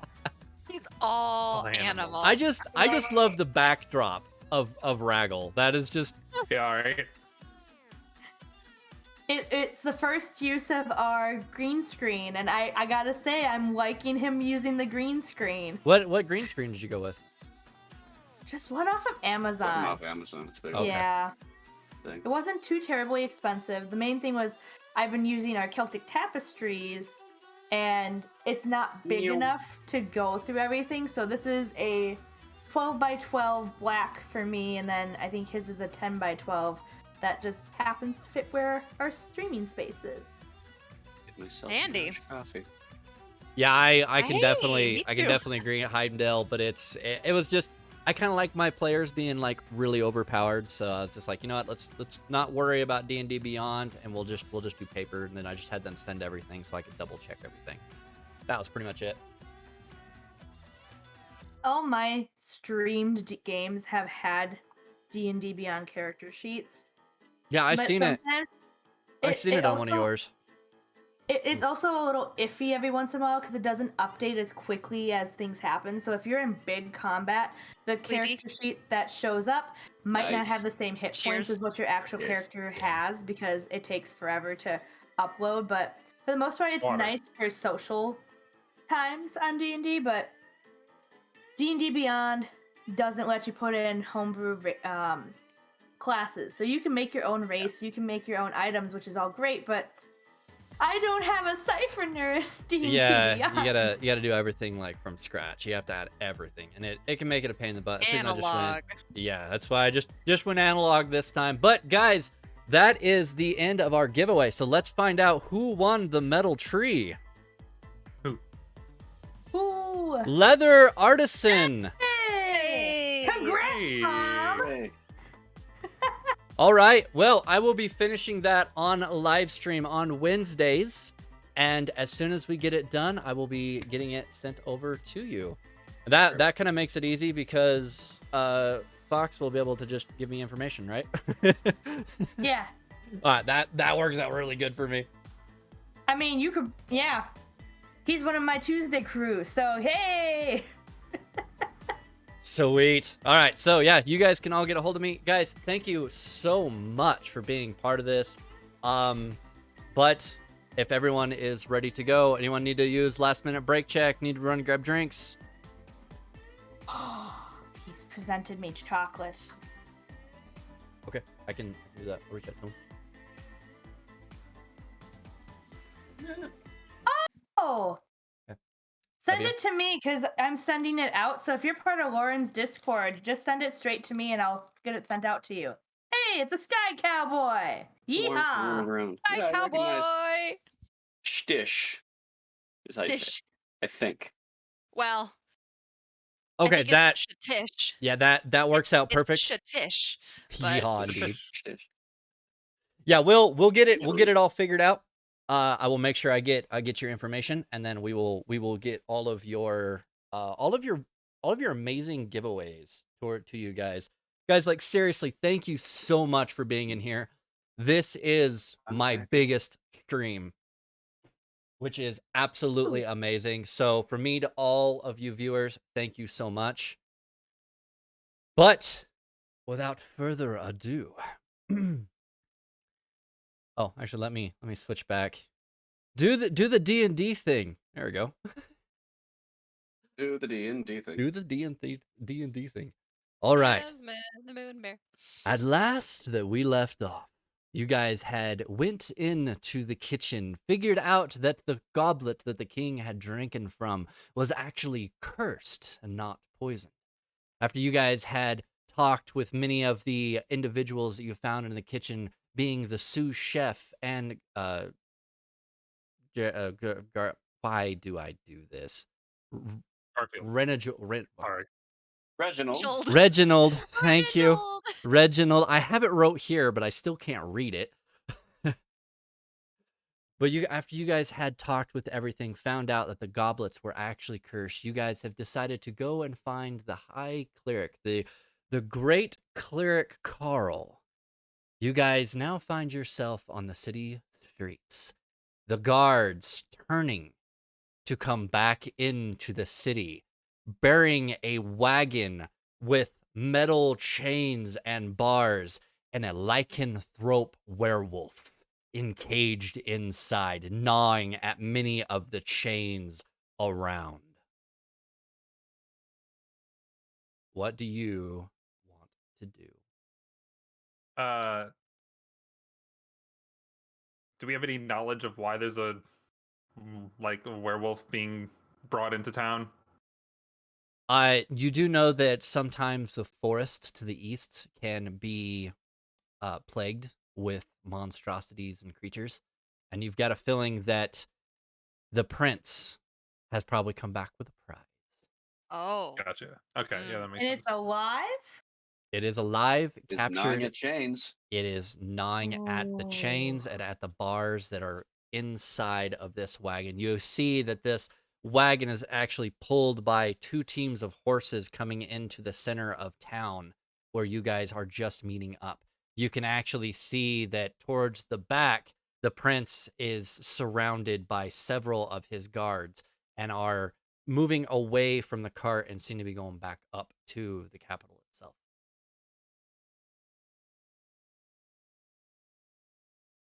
Ooh. Well, that's a thing. Muriel stays far away from that. Can I make a perception check to see how much I trust those bars to keep the things Raggles. inside? Braggle's trying to get like a good look, like what's going on. Brenna, yours, Raggle? Just kidding.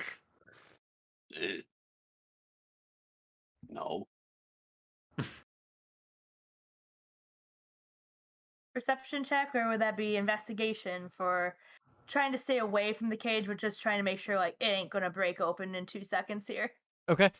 So you can either do a perception on the cage or an insight on the cage. Either one you can choose which one to do. I'll do perception. That would be 18. Okay. You do notice that right above the vertical bars, you can actually see this little bit of an inscription. And every time the werewolf bashes on this cage itself, that these runes kind of light up a little bit and then dim once again. It looks pretty secure. Magic runes, you say? A lot of that going on. Magic runes, he said. Is that common in the city, or at least for the higher ups? You've never really actually seen a cage that had this sophisticated of a locking mechanism to keep whatever's inside of it trapped. But as it is the prince himself that went out hunting to have such a great prize, that they would probably need a cage worthy of being able to withstand the ferocity that a werewolf itself would be pushing against this cage. You have to find out who made that cage. Yeah, would we know that? Or maybe can suspect anybody in the city that would be in charge of making such a cage? You could figure that probably the some of the blacksmiths around town could have fashioned such a thing. You do actually look towards well, I shouldn't say what was your perception? Let me start with that. It was 18? 18. Okay. You actually do notice that towards one of the bars towards the bottom, you actually do see an insignia stamped in that is it's a insignia for Paul Quick, and he was a master craftsman of blacksmithing, and many of the items that he has made was always infused with these magical properties. He's still alive, right?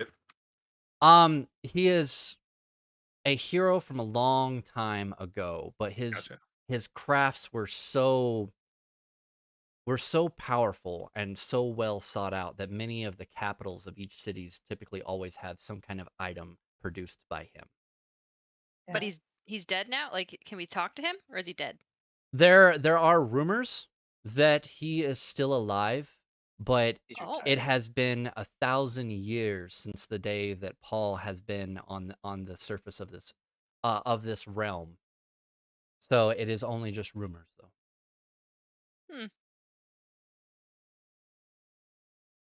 Okay, cool.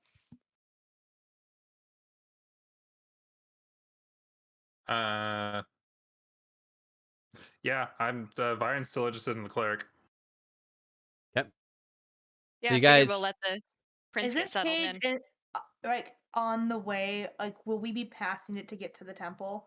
so you guys come into the city square, and there's this raised dais towards the middle, and you can actually see that a lot of the guards and stuff actually walk up to where this wagon is holding this cage and actually begin to pick it up. It is a very weird sight that Cool. whatever this cage seems to be made out of would be super heavy, including the weight of the werewolf itself. But yet 4 guys are able to walk over, grabbing the handles built into the side, and lift this thing up off the wagon. They begin to make their way towards the center dais, setting it down with just a gentle clunk. But even though the werewolf is still smacking against the edge of the cage, the cage doesn't seem to move at all. Huh. But you guys can easily walk by and continue on down to the temple. I got a little carried away with storytelling. No, you're good. Love the flavor. As we're going by, sorry, did the prince leave the procession, or is he still kind of in that area? Yes, he has left the procession, and he is Okay. headed towards the capital. I wanted to wave at him as we walked by, but if he's not there, I'm not gonna bother. He so on his horse, he was completely surrounded by Oh, okay. like 2-3 different rows of royal guards. You figure that it was probably a bad idea for him to leave the capital in the first place. Yeah. But you can understand him wanting to get away, because not only was the king himself loved, but the prince was also loved as well. So he was trying to do some kind of stress relieving, but he still has this mass army of royal soldiers around him, and now they are heading up the street towards the capital. Okay, sweet. Onto the temple. Okay. You guys continue on down the street. You can see that this mass gathering of all of these royalties. There's actually a specific word for it. Your camera is ridiculous. I am so sorry. If you see me just like, bleh, Yeah, it's because I'm trying to refocus my casting camera. magic through the camera. It's a That's the cheapo. focusing spell. It's a cheapo camera, so I am sorry for this, but Nope, it's you're being totally a fine. complete butthead. So I'm just gonna like attempt, it's fine. You might have a camera show up in the mail once you move. Who knows what happens? Who knows? the It's on my list mail? of things. We'll just Anyway, we put it can on your continue with the story. doorstep. Here, maybe a dispel will fix it. Come on. Yeah. Hey! Oh, It likes Oh. the shiny. It likes- Dispel the curse. it likes shiny things. All right. All right, Sweet. let me grab a Sorry drink for real quick. that. Oh, you're fine. You're totally fine. It's Yeah, when I Kyle, lean. I can't hit the hydrate. Hydrate, I, man, like, hydrate. I lean know, I forward gotta- and look Hydrate. down. I gotta like physically hydrate so that way I can keep talking, and I don't like go like this when I'm trying to talk. So You're gonna end up sounding like Steve-O. Yeah, Yeah, dude, it's totally awesome. totally, You get up to the totally prince, he's sick. like, "Oh, what's up?" Everybody in the world is a smoker.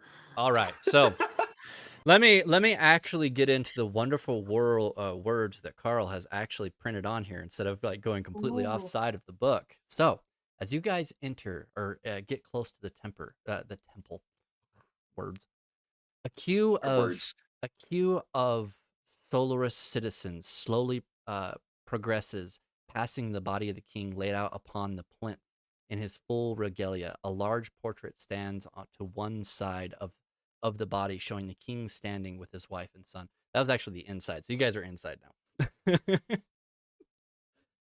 Mhm. Okay, so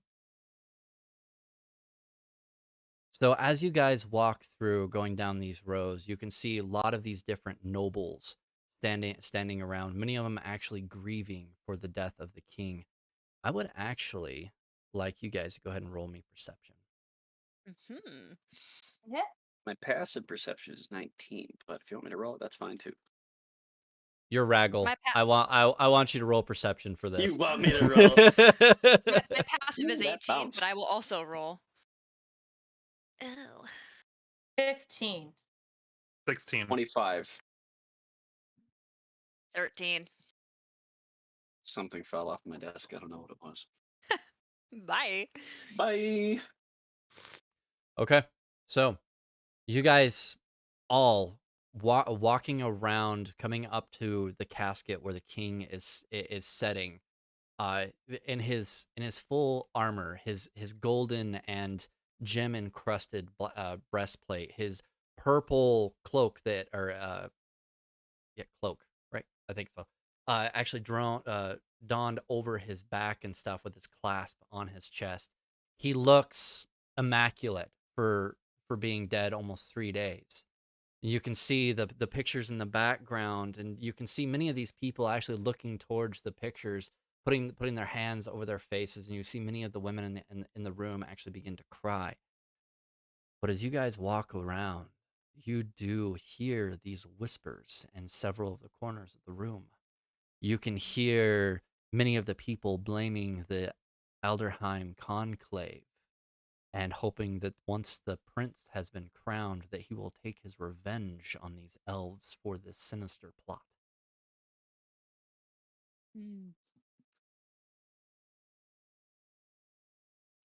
Raggle, you got a 22, right? I got a 25. 25. Okay. I just heard over a 20. Raggle, you do hear and see all this going, but what catches your attention the most is a bright green pendant that is on the king's on the picture of the king he has around his neck. Okay, so this pendant is in the painting, but not on the king's body right now. It is not on the king's body. Mm. I put my dirty little paw on Vyran's nice fine clothes and tug, as I am wont to do, being my dirty, dirty self. Mm-hmm. And I point. And because it seems like Raggle at least has some semblance of, all right, don't act like an absolute animal while you're around a bunch of people at a funeral.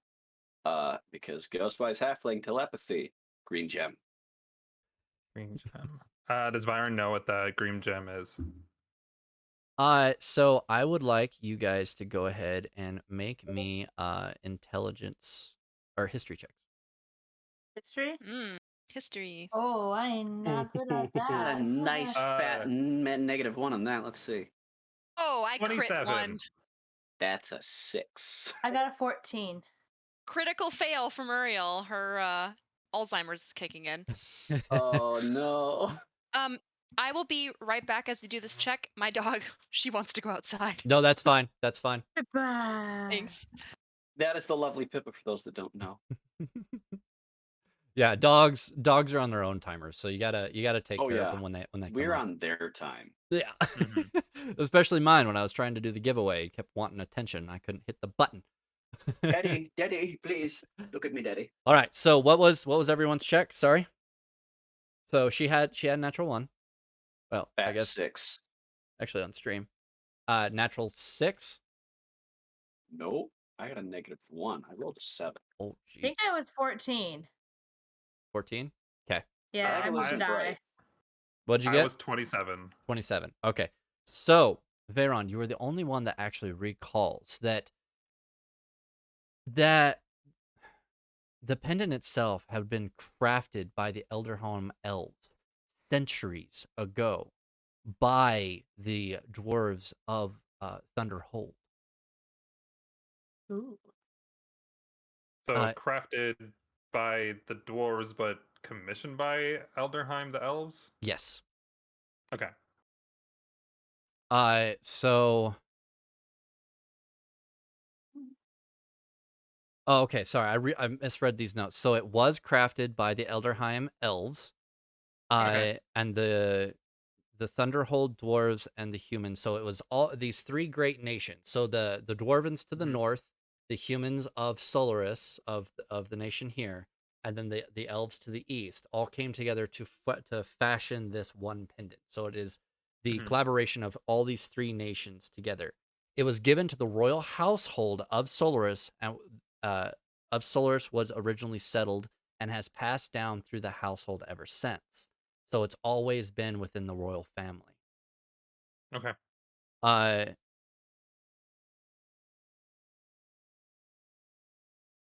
all right. So this is some major. So it was 27, right? Mhm. All right. So you have been with a lot of the High Cleric and with the King, and you've heard them talk about many evil forces actually trying to come after this pendant and to release this creature that had actually been imprisoned by it. That's the reason it has always stayed within the royal family. You're the only one that knows this.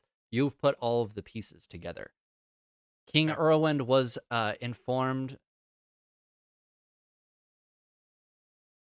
Okay, so that's everything that I just gave you. Sorry, I'm Yeah. like reading through Yeah. too. Yeah. There's more mystery afoot. Yep. So a pendant fashioned by the three great nations, always kept within the royal family, and is now missing. Mhm. Okay. Well, now I want to talk to the cleric even more so. Okay. So you do notice there are two clergymen on either side, each one with one of these. They're not really braziers. I actually forget the name of them, but they're held on a chain, and then they have like a sensor. Sensor, that's what they are. And they're That's slowly, it. yeah, they're gently swinging them side to side and walking around the room, continuously trying to cleanse the area of any evil spirits. You easily can stop one and talk to I sneeze. Excuse me. them. Where Yes, might we find the great cleric Carl? but he is in his office. If you are willing to, I can take you up. Lead the way. Very well. You actually see as he calls a younger boy out from the side who had been just kind of standing there waiting for commands. He rushes over, grabs the censer, and he continues mumbling this gentle prayer as he continues to walk on. Follow me. He Bef- he. Oh, sorry, go ahead.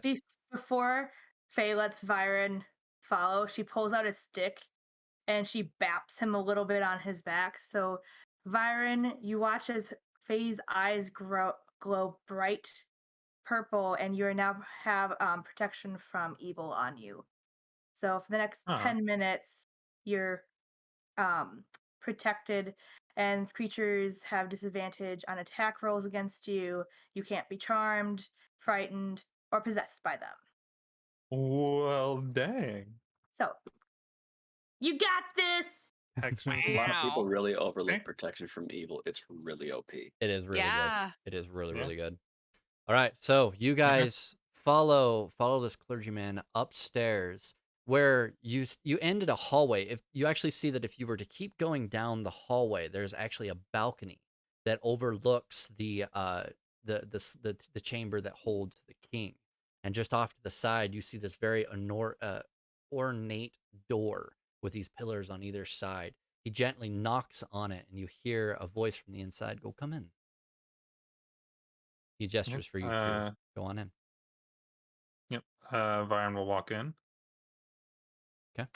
You And open the doors to a very large room. You can see the ceiling is actually domed, and you can see these pictures of three individuals fighting off these hordes and hordes of these monsters. One is has a axe above his head that is on fire. He seems to be yelling a victory cry as he has his large foot on top of this corpse of this monstrosity.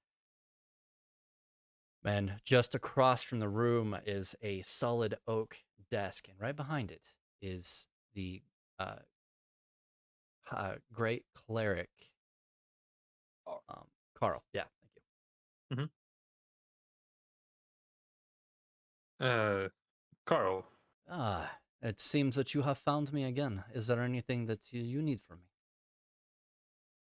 Yes, more so as updates so that you are aware of what our findings are. The cups have been cursed. I'm not sure if you are aware of that, and he was not poisoned. Really? We have Insight done. All right, go ahead and insight. Sorry. No, that's fine Just because know. that's the moment when he's like really, and then he's just like, I'm gonna look at you. That is a. Oh no. I don't have a great insight. Okay. Well, You got that this. is a. It's 17. I rolled a 19, but I have a -2. Yeah, mine's not great. Mine's a I only got- 14. I only got 7, so I'm half of you, What a- Muriel.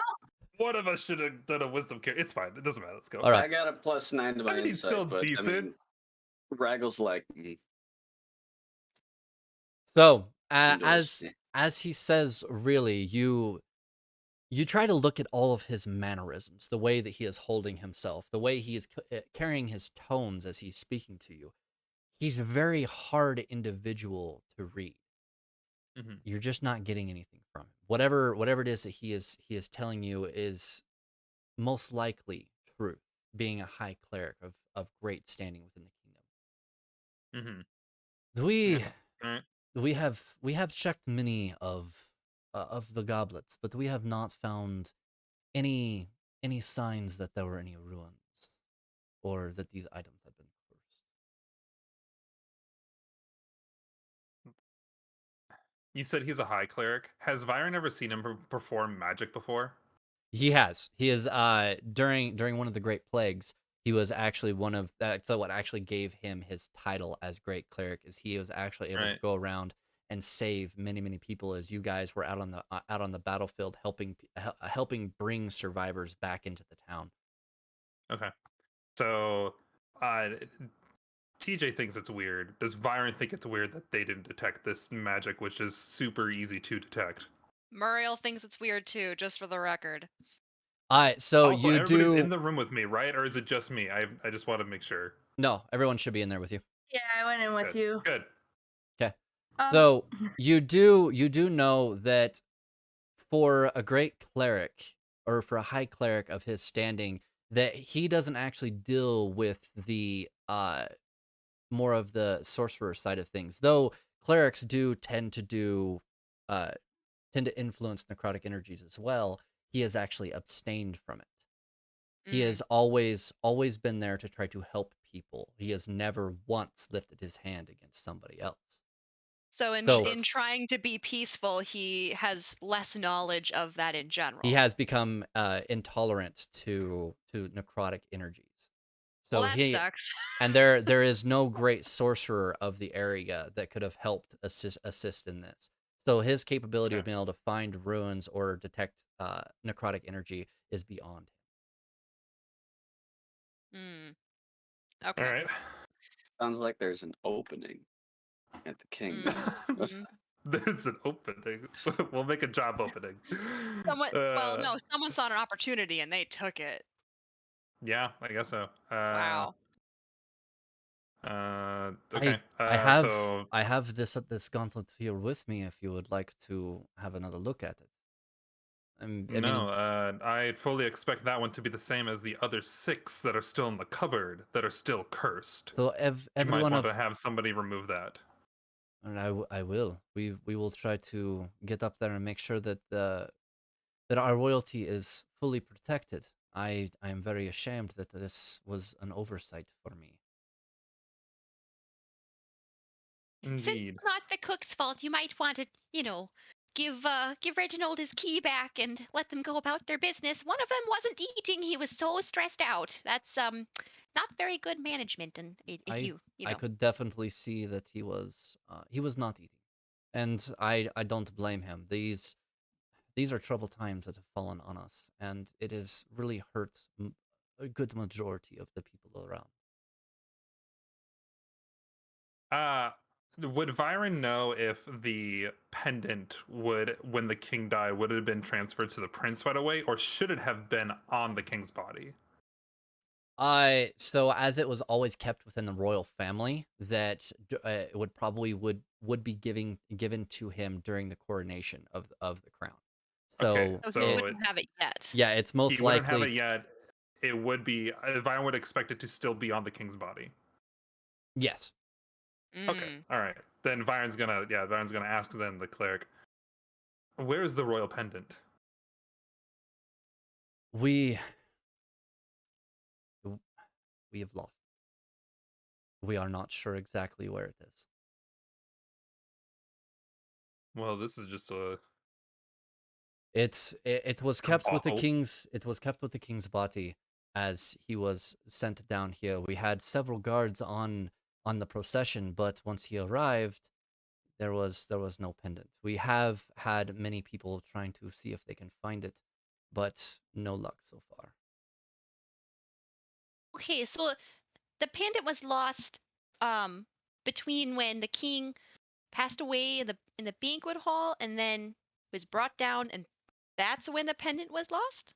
Yes, and we actually have many of the soldiers that were on the body or on the detail. We actually have them imprisoned and have been questioning them ever since. Okay. Good question for the DM. Is the queen a thing? Is she alive? Is she around? Or is she not in the picture? She is alive. You did actually see her with downstairs. She wasn't really near the dead body, or towards the body. I actually should use those really solid words. But she was near the body, but she wasn't really all that close. You could actually see her really breaking down. And many of the either family members or friends were actually around her trying to help her through what was just happening. Okay. Mm-hmm. Without saying anything, Vyran turns around and just leaves. Okay. I hope I did not upset your friend. Oh no, dear. I don't think you did. It's just there's been some oversights. We're gonna go talk to some other people. Have a good day. You as well. Hopefully we can close up these oversights and make this to where it never happens again. Thank you for taking the time to do this. And she toddles out over after Vyran. All right, what's everyone else doing? Is shuffling her cards as she walks out behind Vyran and is just kind of looking at them, going, "Huh." I'm just waiting for like the stare, like leaving the room. Cora stare. Water tribe out. Sokka. So Faye tugs on Vyran's coat, going, "Hey, you got a job opportunity coming up. I think you're gonna replace that guy. He's not very confident." Update yield Vyran- LinkedIn.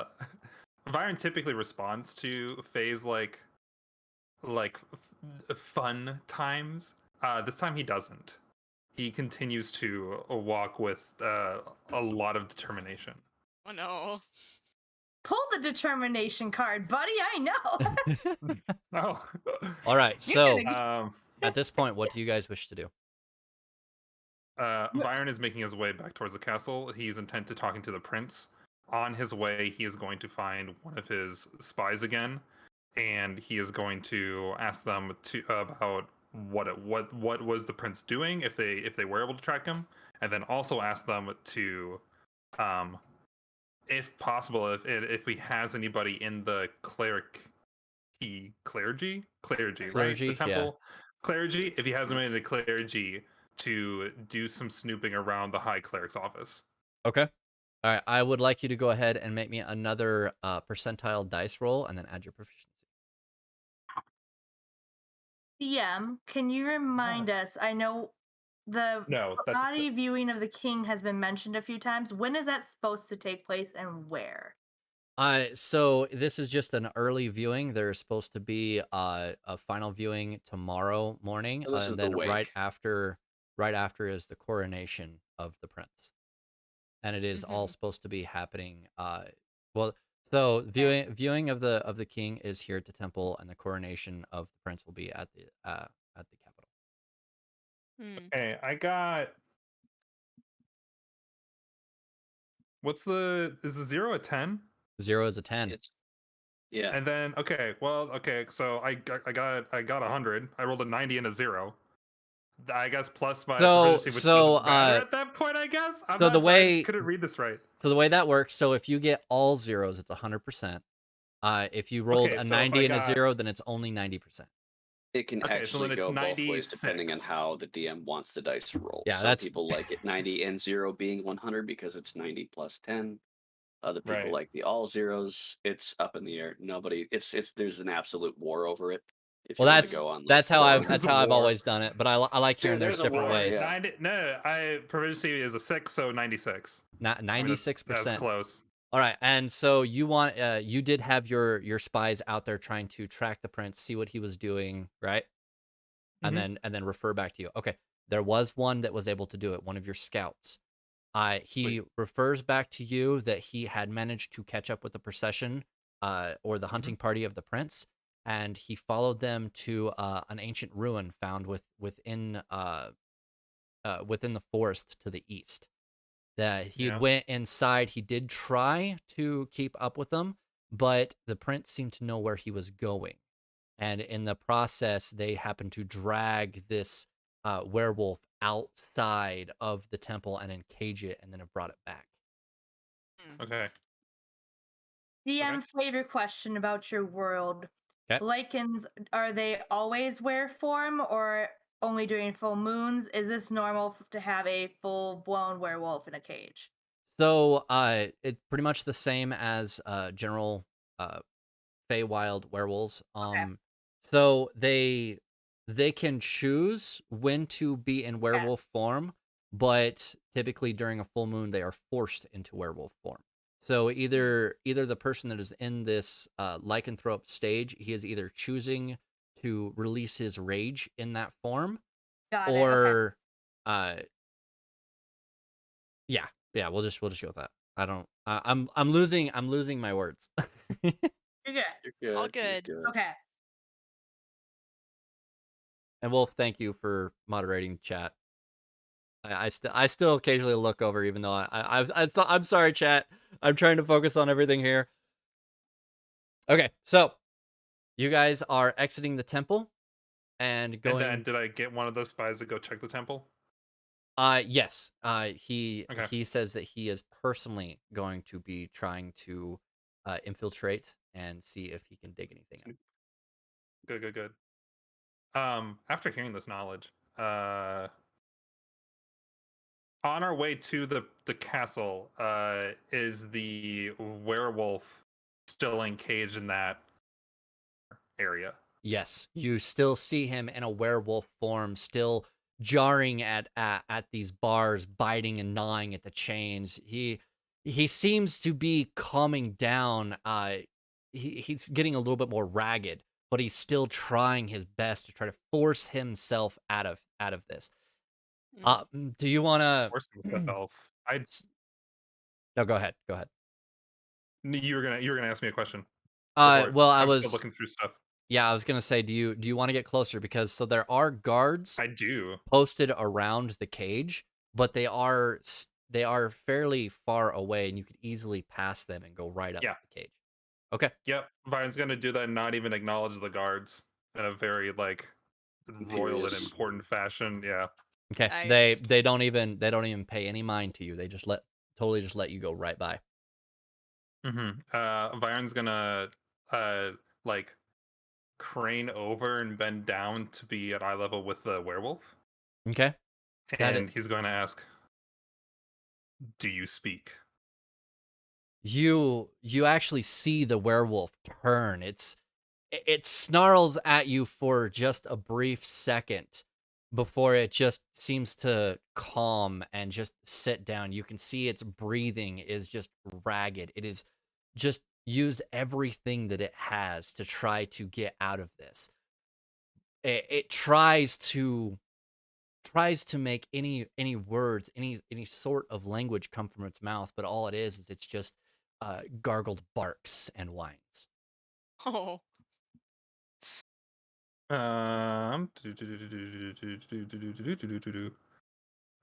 don't have that spell. I thought I took it, but I don't, so that sucks. Oh, you had that happen too. Oh, right? I know, yeah, very unfortunate. Do I have he's trying to calm down, but he can't come out of werewolf form.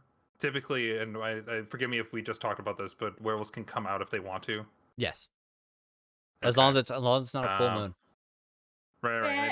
it's not a full moon.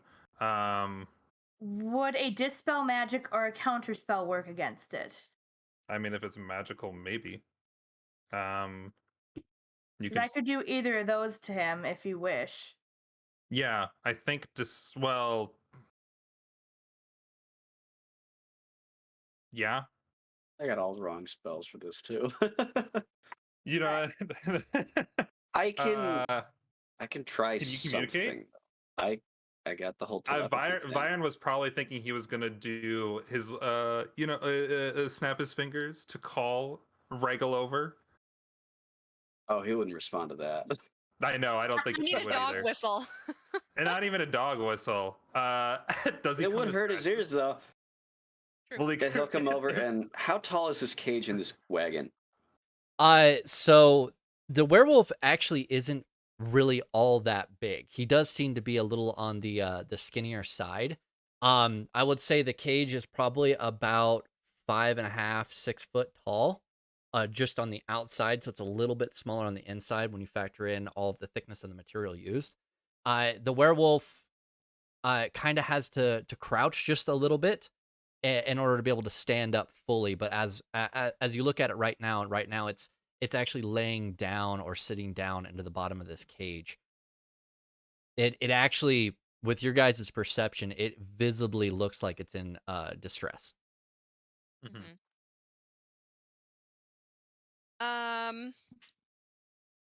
Yeah. Real quick, I could potentially I have a ability called tranquil treats. I don't know if like a spell like calm emotions would help because I have that ability. Okay. If you guys want me to cast that, I can. Yes. I think it's worth casting detect magic to see if there's Sure. something abnormal first, so that we don't. Uh-oh. Goodbye. Uh-oh. We lost somebody. We lost. Oh. Uh-oh. It looks Oh like no. Did their I think internet go down? I think their internet went down. uh-oh. All right, no. technical difficulties, everyone. Oh no. That's okay. Not an easy. Oh, hey. Oh. I'm gonna have Okay, to get everyone Okay, back into one's place. back. What happened? Where's the other one? Camera's weird though, but okay, right here. Did your internet drop? Yeah. Oh. Hi, Raggle.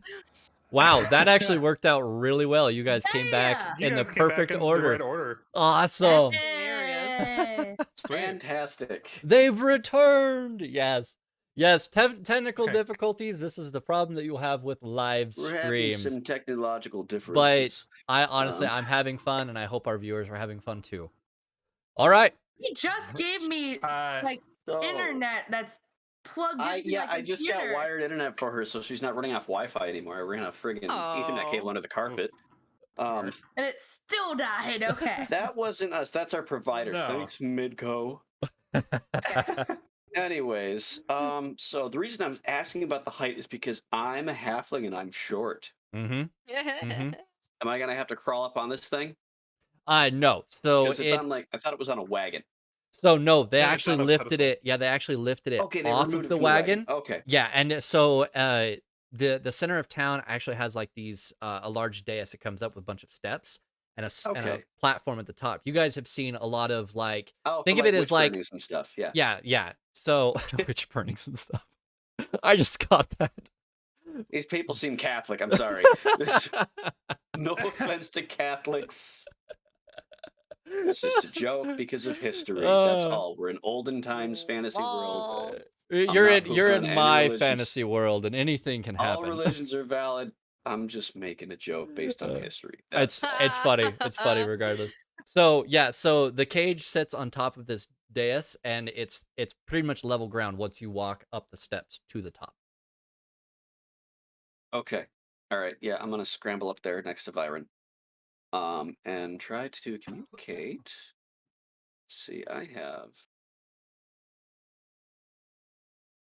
See if I can do speak with animals, if that'll work at all, or if I can just do it via my telepathy because Ghostwise Halfling. Okay. So you're gonna attempt to speak with it using. Which either one it will respond to. Okay. So the first one We'll is. s- So what's the first? Sorry. So we'll what's the start first with one? telepathy. So telepathy. Hmm. Okay. Uh, as so as you sit there, you actually put your hands up against the bars and actually peer inside, or pause. Sorry, your paws on the bars and actually peer inside. You can see that the werewolf, even though you are really, really close, it doesn't seem to interact. You peer into the eyes of this creature, and you get a response. You hear this voice inside your head. Hello? Hey. You can hear me?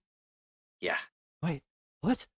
You have to help me. You actually see the werewolf actually stand up and start pushing against the cage at this point.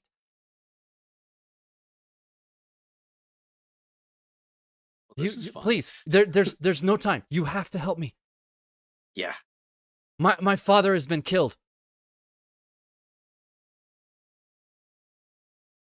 King was killed. Oh. Yes, my father. Somebody has taken my place. And I am trapped here. Please, you have to release me. We have to go find who is impersonating me. Oh, snap. Okay. Ragel, what's he saying? I'm going to do what's called a pro gamer move. And I am going to, let's see here. Big brain? Big brain. Ragel's gonna bring big brain. Oh no. Raggle's gonna big brain, yo. Raggle is going to burn a 6th level spell slot to cast Dispel Magic on the werewolf. Yeah. On the werewolf itself? On the werewolf, not the cage. Okay. You actually watch as the bones actually start to pop. You actually can hear a screaming telepathically. Gross. And the form begins to begin to shrink down. The actual werewolf skin and fur actually falling off of this person's face. And before you sits the prince of Soloris. Got it. Just say out loud to Vyran.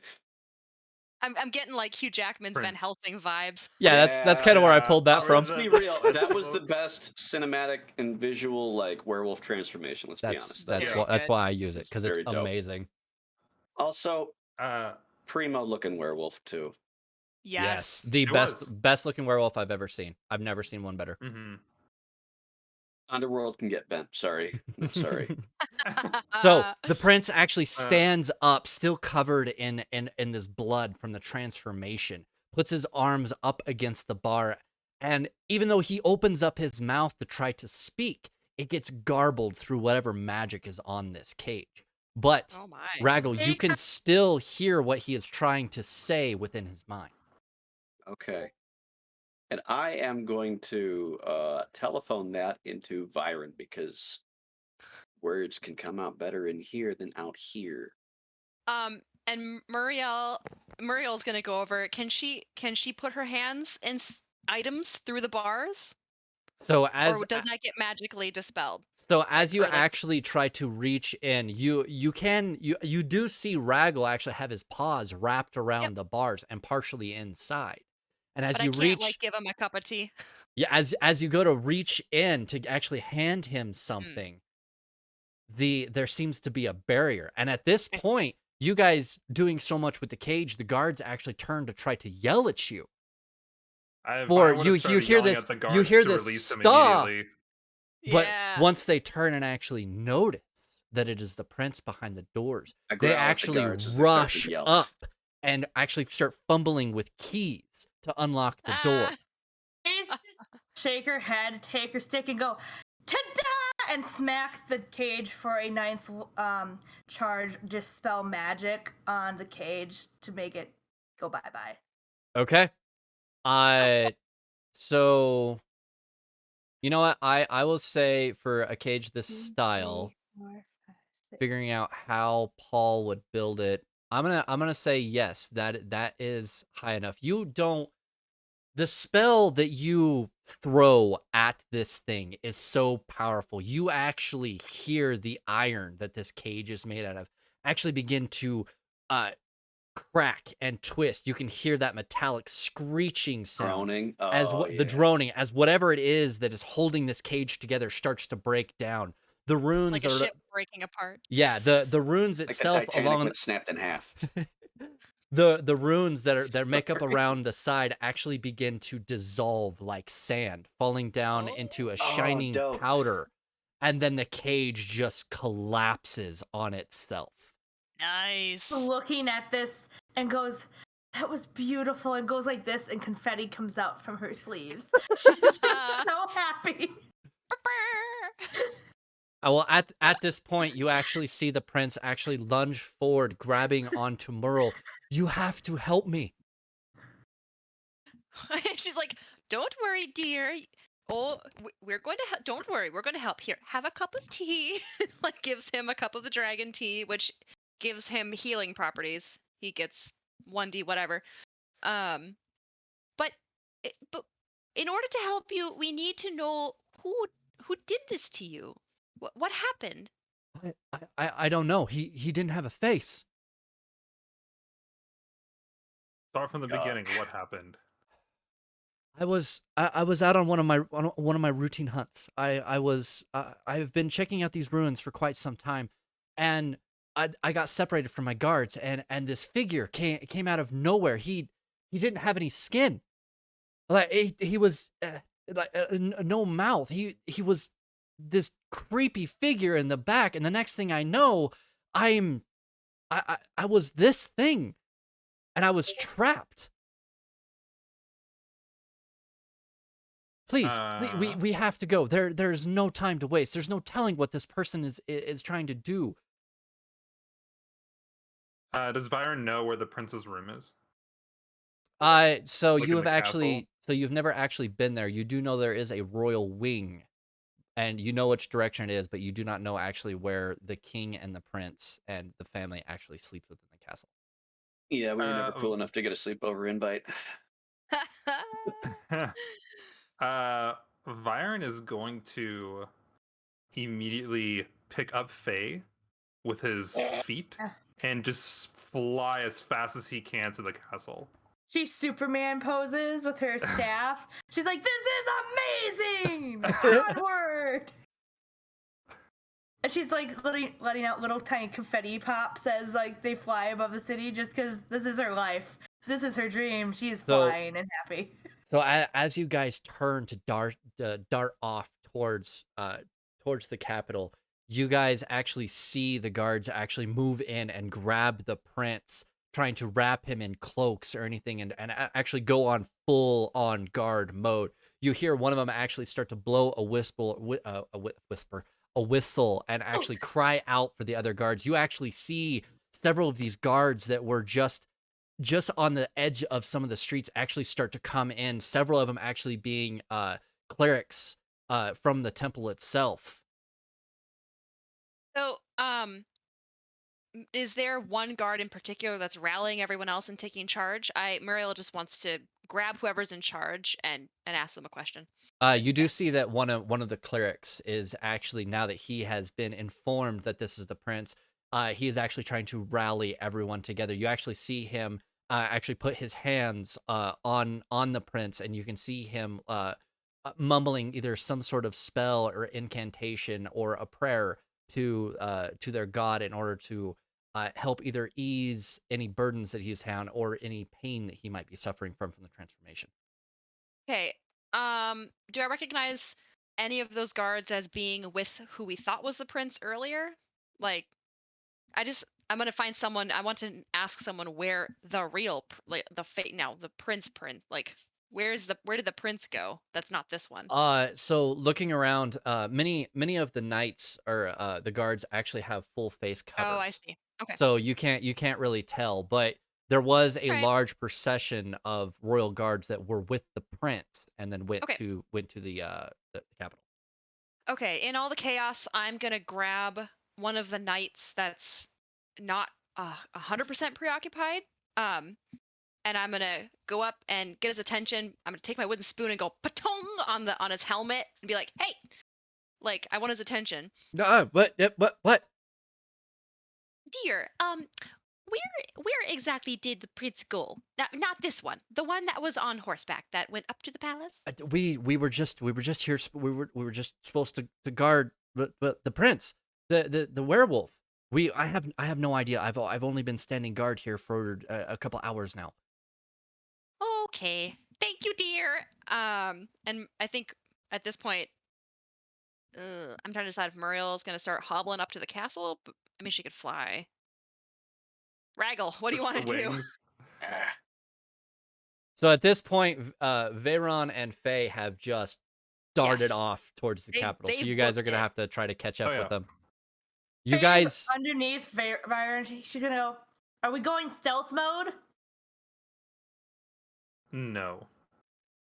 well, Aw, as okay. you guys are running up the streets, you guys can actually see that people are starting to come out of their houses. So there is this huge uproar with the knights and stuff getting together, and many of them are yelling out, the prince is here. And you can see that this is carrying on, and it seems to be catching up with you and even passing you as the praises are coming out. So, what is everyone wanting to do before I set the next scene? The prince didn't have clothes on, right? Yeah, the prince was completely naked. Raga looks at Muriel. How come he be naked? I can't be naked. Muriel's gonna go. Oh, because dear, we have standards. And werewolves apparently don't have standards. But if you live in my house, we have standards, dear. However, I think we need to go catch up with our friends. So let's go. And so she like hops up and she opens her wings up and she starts to fly and she grabs Raggle with her talons by like his back fluff and just lifts him up and goes away. Yeah, Raga weighs like maybe 40 pounds. So imagine like she's grabbed something like an animal by the scruff of its back and just Mhm. lifts it up like a bird of prey. Raggle flies just away. goes like a dead fish, just like. He's really bummed that he can't be naked all the time. You actually feel him a little bit struggling, like he's trying to get out of his pants a little bit. And Muriel's just like, Raggle dear, if you take those pants off, I am never ever making you food ever again. I love you guys. I Fine. love your characters. All right, so Vyran, Faye, you guys eventually find yourself. You guys completely ignore the guards that are by the door as they seem to be looking past you towards this large gathering just below in the middle of the city. Everyone crying out, "It's the prince! It's the prince!" Oh. That's for the GM. No. I swallowed wrong. 1 He second. drank from the goblet. No. Drink from the goblet. I inhaled and I had a little bit of phlegm come with that one. That was not cool. But you guys completely ignore the guards busting through the doors, running straight up the stairs going into the castle, throwing those doors open as these guards are just in awe of whatever is going on. You guys, what do you guys wish to do at this point? Vyran, you burst through the front doors, and Muriel, I'm horrible with names. Muriel, you actually eventually drop Raggle down right at the front doors and fold your wings back up beside you. Yeah, she doesn't even slow down. She just releases him like a bird of prey would like release a thing. He's a bouncy ball. As she's coming in, yeah. Shoo, Oh, he she's hits gone. the ground running and scrabbling across the stone. Yeah, he floors. looks exactly what is right behind you, Raggle. Yes. I found my Going prey. through. All right. Yeah, Vyran's going straight to the royal wing wherever like they sleep, and the first guard that he sees into an area that he's unaware, he's just going to ask immediately, "Where's the prince?" Yeah. So as soon as you come up to the royal wing, you actually see two guards actually hold their hand out and cross their spears in front of you. Holt, you cannot pass this. Where is the prince? Real quick. Oh, I was gonna potentially like just throw you a morsel for this to get in, but I think you're gonna be able to get in. How many people is it? So it's just two Two. guys. It's two guards. Oh, it's two guys. Yeah, We you're got fine. this. I'm gonna come out with my adorable big blue eyes, and my ears are gonna flap a little bit, and I'm gonna do like the little cute little bunny thing, and I'm gonna try to charm him. Okay. My DC is 20. Holy cow. And These I will guys. hit both of them. All right. So I got two Hey. D20s. So I'm just gonna roll 1D20 Good for luck, each of dirty them. boys. All right. It's my first roll, guys. Yay! It's a wisdom Yay. save. Oh my gosh. All right. So yeah, you can definitely tell which dice actually likes me and which one hates me from these rolls. So I rolled a 3 and a 12. So as you Charmed. as you come up, you come bounding up with your ears laid back and your perky self, your wide smile coming out, and you eventually throw a little bit of a magical effect to just kind of make yourself that much more charming. And the guards go, well, I guess it is you guys, but just be careful and don't let very many people see you up there. And they uncross their spears and step to the side. You Have can your go ahead and go if you need to. names. I'll be right back. Yeah, it's fine. But I don't want to miss this. Yeah, we'll go Fables ahead. their We'll names, pause real quick as we need a pee break. What Bio break. Just call it bio break. It's fine. pile break? Well, we have dehydration breaks. That's what I should say. They would like their names, please. Oh God. This again. Okay. Let's go ahead. Let's go with one is Aaron. Yeah. And the other one is why is my brain? What, Bob? We haven't had a Bob yet. It's Bob. Yeah, we'll go with Bob. It's Bob. It's Aaron and Okay. Bob. You Okay. you guys have seen them around the Capitol a couple of times. They're one of the only royal guards that don't have the face covers. They're Okay. the non-helmeted, faceless NPCs. All right, so the Wow. guards separate their spears and step back and go ahead and gesture you to go ahead and go upstairs. All right. Okay. Yeah, there we go up swiftly, but proper. Now that we're in a more royal setting. So as you guys actually do start to take the steps up, you actually do hear one of them go, you are more than welcome to pass, but the prince isn't up, if that's who you were looking Where is Yes, that was the he? first question. Where is I- the prince? for. The prince actually made his way to the throne room. He just wanted some alone time in there. As So soon he as is- you said, as soon as they say throne room, Byron's gonna pick up the bunny again and just fly into the throne room. Muriel's gonna far grab away right by is the the throne scruff and- room? You can catch him. He's already on all fours scrabbling that way. All right, Oh, you guys sure. definitely know where the throne room is, and you guys. How far away though? Like if I were to theoretically just make a portal like to area, how big of a distance are we talking? So you guys are actually in one of the large wings. So there is the main Okay. keep that holds the throne room. You guys are actually into a division of the keep off to one side, where one of the towers stands that holds the royal family. So you have a long corridor to go down with many separate doors for either kids of the family members. There's so many rooms in these places. It's ridiculous. I would say if you just quickly mathed it out in your bunny mind, probably 400 feet to be at the doors that go into the throne room. Byron, how fast do we gotta go? You guys do watch as Raggle has he didn't say turned, anything. and you can see visual scratch marks on the floor, the rug being thrown off to one side as he is on all fours and taking off. Yup. Muriel's gonna open the wings up and get moving as well. Okay. So, Vyran? Am I Yeah, dimension dooring us or no? Oh, you No. can. No. Okay. Okay. It's going to take you guys at least 1 to 2 minutes to get that far to get to the doors to the throne room. Yeah, okay, Dimension Doors. Dimension Alright. door. I Okay. dimension door Vyran, who's just still holding me, I assume, like half limp, half like got a dagger out underneath his So, arm, ready to go. If I remember right, Dimension Door only allows you to take a creature that is of your size or smaller.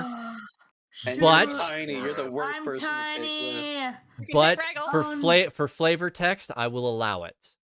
Nah. Otherwise, I can dimension door. Raggle just he's starting to run. I grab I'm onto gonna run him. into a wall and be like, "Where am I?" Yes.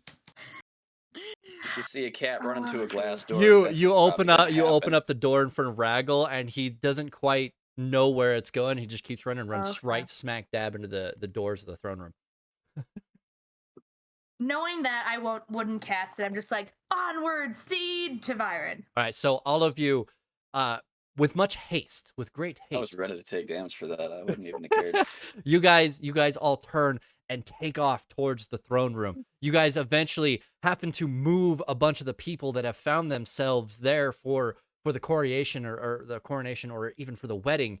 You run past them, pushing them aside, getting to the doors of the throne room. You push against the door, only to find it locked. I'm going to try and force the door. All right, go ahead and make me a check. Strength check. Yep, All right. And I assist him. Tear it down. you Tear can it you down, can Anna. assist Can him we all either. Can we all assist? So I just jump up and That's start a beating it with 23. my feet. With advantage with me? Oh, with advantage. Yeah, because I'm No. helping you. 23 is still the better roll. Okay. Okay. So these doors are made of a solid wood. And not just like an oak, but it's even more denser than an oak door would be. You can actually see many of these metal braces thrown throughout the entire door with these large nails that seem to be driven in. This door itself is immaculate and looks like it could hold an army at bay that is trying to take over this capital.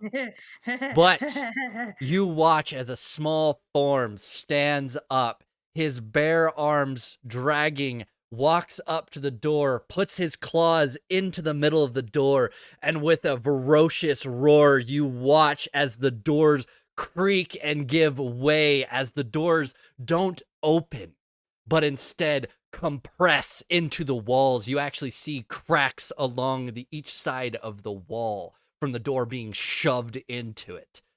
You see a man standing right in the middle of the throne room, holding a green pendant. Nice. How far away is he? 100 feet. 100 feet? Shit. 100 feet away. Shoot. Would I have enough time to? You have a within- split second before he turns around. That's kind of Okay. where I paused it. Vyran, would we have known each other enough that you would toss me just instinctively? Yeah, yeah, probably. I'm sure we've done a couple of bombings. Chuck Fly me. over, just drop a Yeet. buddy on top of Chuck me. people. Please real chuck quick- me. I need to go 40 feet. Chuck me. Yeet the bunny. Real quick though, before you chuck her, I would like to throw a morsel, give her a morsel, Okay. or throw it into her mouth, which I can do within Okay. 30 feet. Okay. Called boiled dragon's tail. Okay. And for 1 minute, she gains frightful presence, and Oh you gain my gosh. you gain a dragon tail swipe attack if Ah, necessary. that's sick. All That's right. cool. All right. I like that. So That's cool. when this person sees her, the creature each creature within the target's choice within 30 feet must succeed on a wisdom saving throw or become frightened. Um, yeah, and then you have a tail swipe should you choose to use it. I can tell you the deets. It's a melee attack +8 to hit, 10 feet, one target. It's 4d8 of fire damage. Oh my gosh. Okay. So let me set the scene. So Okay. you have that. We're good. So as you guys are actually running towards this door, Mira, you actually know that you're going to be needed, that you have stuff that you can kind of help prep Mhm. everybody for the fight that is to come of whatever this monstrosity is that has taken over the skin of the prince. Yeah. You reach into your bag and pull out this little treat, and magically infusing it, you actually toss it in front of the running group. At which point, just like a heat-seeking missile, it smacks Faye right in the mouth, where she instinctively opens up her mouth and bites down on it. And in this process, you, Faye, you actually begin to feel your body begin to change. Your fluffy bunny tail yeah. actually extending out to a fluffy dragon tail. Be dragon tail. You guys watch as Raggle Falcor. rips open this door, this entity turning around with a smile. Knock, You're knock. too late, and crushes the Uh, medallion in his hand. Oh no. No, I want him to yeet me. Well, at this That guy point, probably still would eat you. at this Okay. point, Faye, you feel these claws grab the very top of your head. Vyran, you spin around and just like a fastball pitch, hurl this bunny as fast and as powerful as you possibly can. Faye, you are launched forward. I want you to go ahead, Vyran. I need you to make me a dexterity check with advantage. And Faye, I need you to go ahead and make me a dexterity saving throw. Dexterity fix. Oh, a saving. 17. Oh, When it Sorry, go ahead. where's the right page? It's the right page. Real quick, when it's applicable, I have other morsels to feed people, so Just so you know. 17. But if that's a failure, I get to roll a 1d4.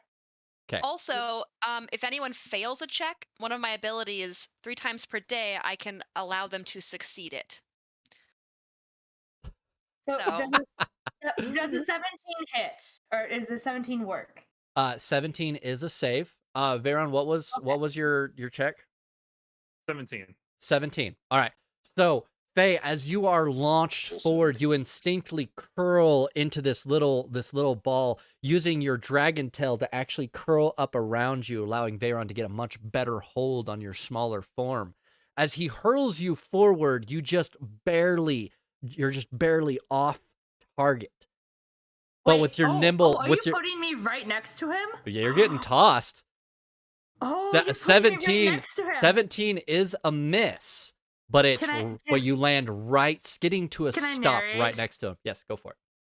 So as he So- tosses me in a ball, I roll and I like unfurl on my side with my arm up, like in a nice little sexy pose, and go, Make me "What's like your up?" French rabbit. And I blow a little kiss at him, and it's a nice little red arcane heart, and it goes up and it bursts in his face. He needs to make a wisdom save of 20 for a dominate person, please. All right. At this point, I do want everyone to go ahead and roll me initiative. All right. Doo-doo-doo. Here it comes. Initiative. That's a nat 20, y'all. Oh, yeah. Nice. Y'all think Granny Owl is slow. Granny Oh. got moves. Granny got moves. She do indeed. 13. I rolled low. I got a 17. 19. So what is your DC? Sorry. DC is 20. And because he's in 5 feet of me, he has disadvantage. Okay. Amazing. So we have Muriel, right? Muriel. Muriel as a natural 20, right? Yep. Okay. Okay. Who is next after that? 19. Okay. Actually, I need to actually roll for this guy's initiative.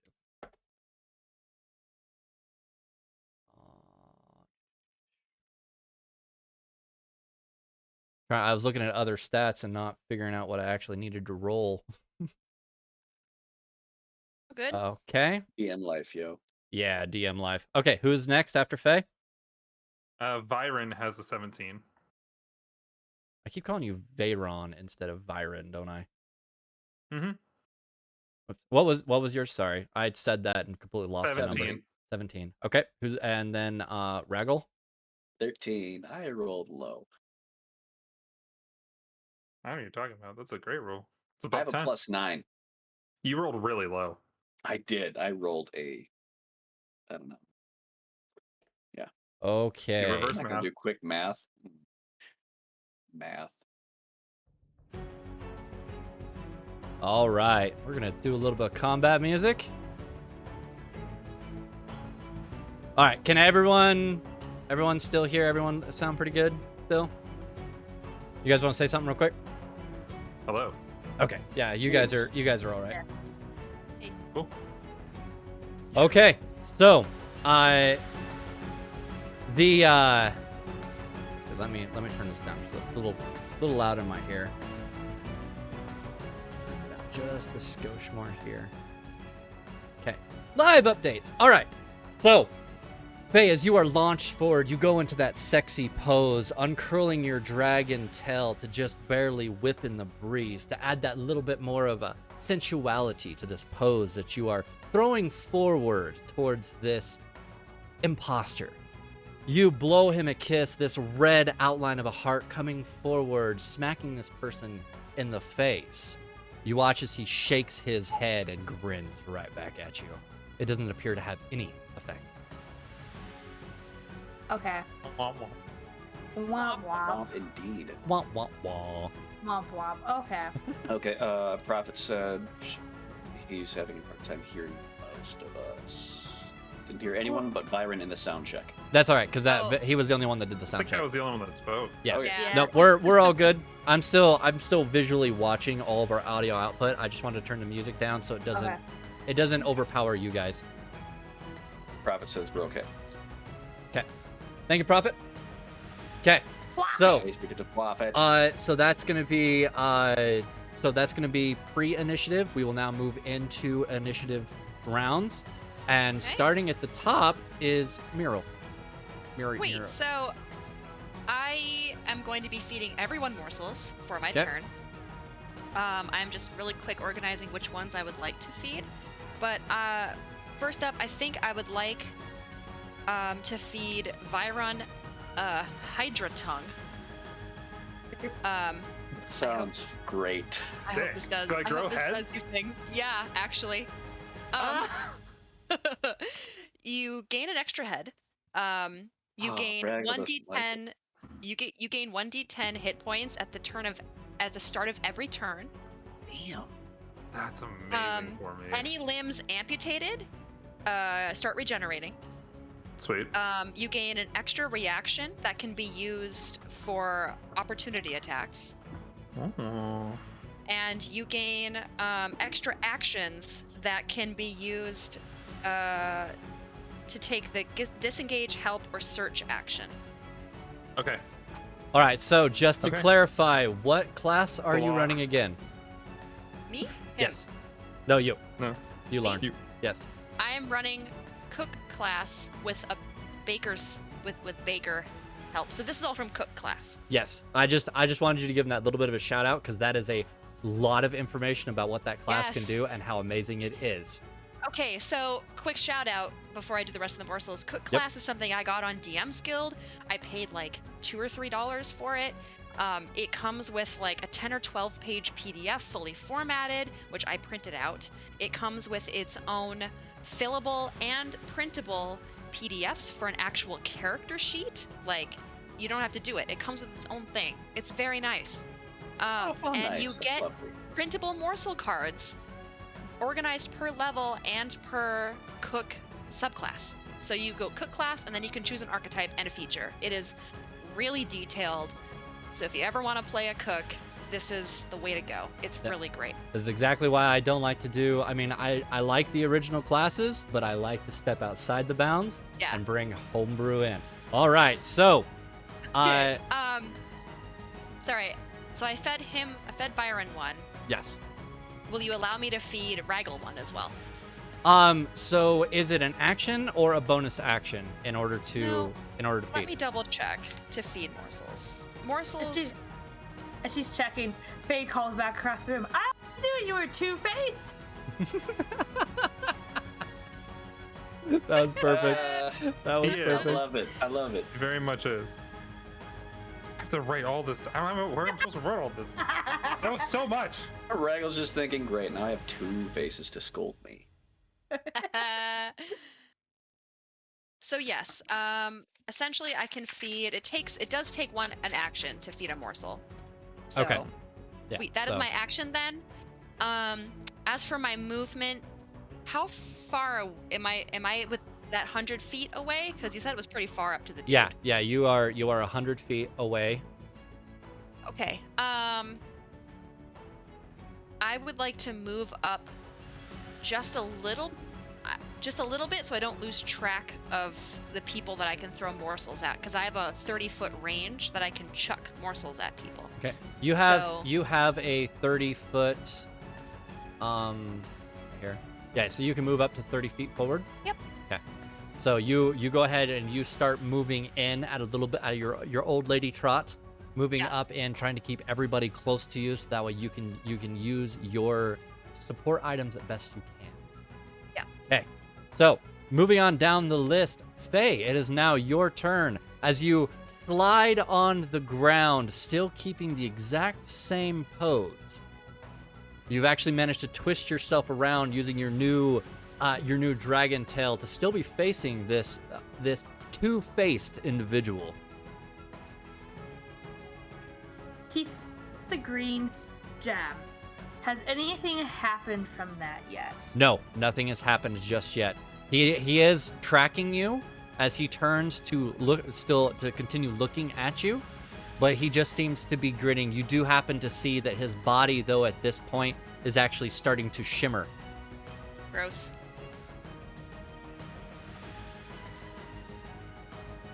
Go big or go home or not? She's very angry and she's very upset as she doesn't like to lose. So I think she's going to use her movement to stand up. Okay. Half her movement to stand up. Well, she's not going to go very far. But she is going to lightning bolt this guy's face because she is very mad that he didn't go with her charm. So it's going to be a dex save of 20. Okay. I will also say that you are about 15 feet away from this individual. For everybody who is watching, we are not going to be using maps. I like to use Theater of the Mind, so that way if any of you guys are lurking, then you can still keep up with the battle and everything that is going on. I prefer it for podcast and for the live stream for right now. So just wanted to give everyone a heads up on why there's no map. Okay, so I need to roll a dexterity saving throw. 20 is the DC. She is angry. She is just like full on Emperor Palpatine, claws out, just screaming at him. Yes. Limited power. Power. Yes. Okay.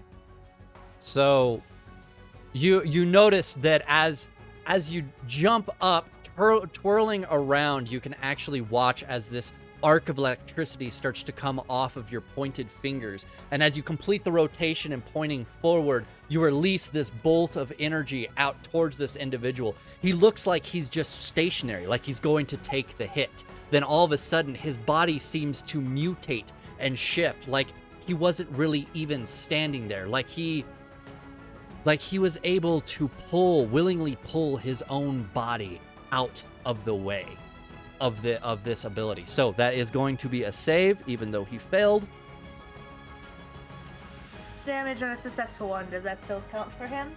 Yes, he still takes damage. Okay. So he'll take 4d6 instead. Whoop. Lost that.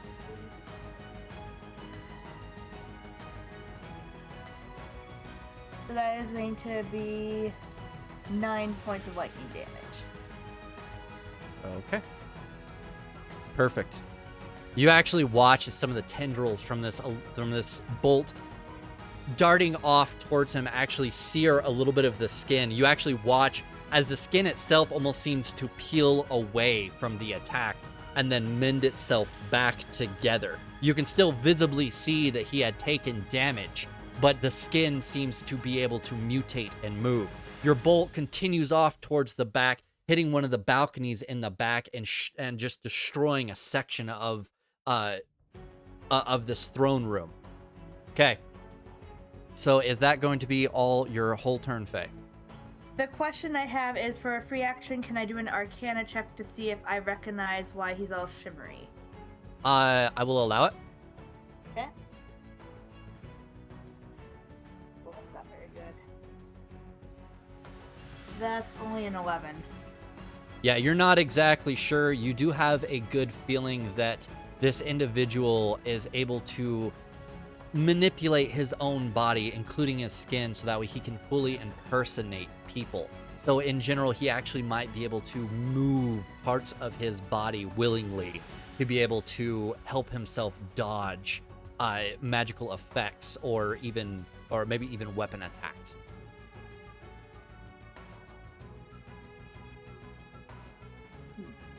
That will be it for me then. Okay, so moving on down the list, Vyran. Byron. Byron. Well, I keep calling him Vyran like a Bugatti Veyron, because that's like how it's spelled too. Long eye, Vyran. All right, gotcha. Anyways, Byron. Byron is going to get as close as he can, which I think my flight speed is the same as my movement, so it doesn't matter. So he's going to get 30 feet closer, which puts him in range of 70 feet, right? Yeah. Yes. Roughly. Yeah, okay. I think I have to check the range on this real quick, but I think I can still cast this.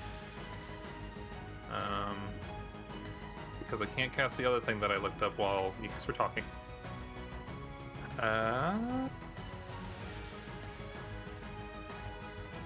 Oh no. Okay. Then I am just going to use my full movement again. So I'm gonna dash to get closer to him. All right. So you move. You take a very large step forward, still keeping your proper form as years of training and gliding 60 feet forward. Okay. Mm-hmm. Yeah. So that's it. That's all I can really do. I just need to get closer. all right. To the energy of the group, Mr. Raggle, what are you going to do? All right, because I need to use my action in order to actually mechanically get my claws and teeth and whatnot. So that'll be my action, and I am hauling butt all 35 feet of movement as close as I can. All right. So you're still in this pose of throwing this door open as all of your teammates seem to bound just past you or being thrown over the top of your head. You focus on your innate energy, the primal fury that you have within.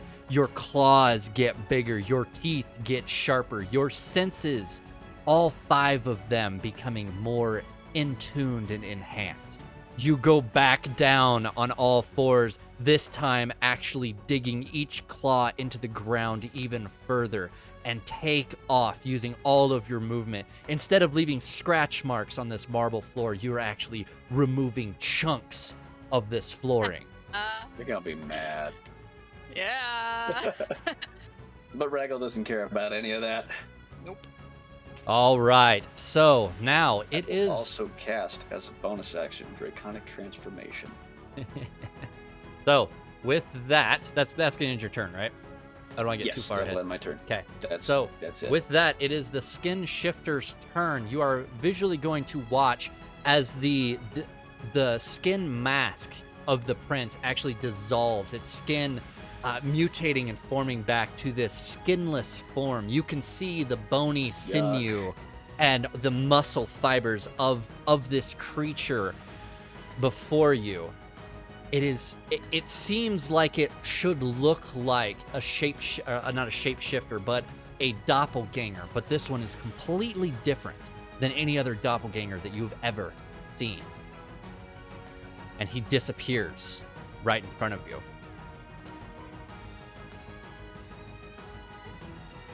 He will use his... Sorry, because I'm going through and reading all of this. He is actually going to use his ability... He is going to teleport himself behind Faye, and he is going to make... Let's see, where's... He's going to make 2 great sword attacks as you actually watch the skin itself actually form a handle, and he pulls this weapon from his own skin and brings it down on top of Faye. Yuck. Ugh. It's magical, you Yuckers. said? Was that? You said it's a magical sword? It's It comes from him? so it's not magical, it's just made of his own skin and bone. Okay. Okay. take Okay. it. So first attack, he has advantage. Okay, so that is going to be a 23 to hit. That'll hit.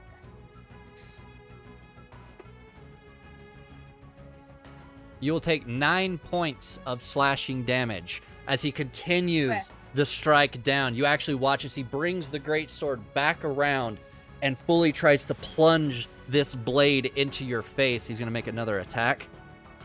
Okay.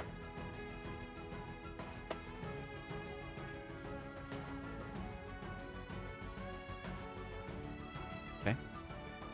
So that one doesn't have advantage. That is a 31 to hit. A 31 will also hit. You will take 14 points of slashing damage as you try to reach up and stop this blade, actually cutting deeply into each one of your hands, but you just barely stop the blade from completing its deadly stroke down onto your smaller form. That is going to be his turn. Going back up to the top, it is Muriel. Yeah. Okay. So, I'm gonna feed someone a morsel here. Let's see.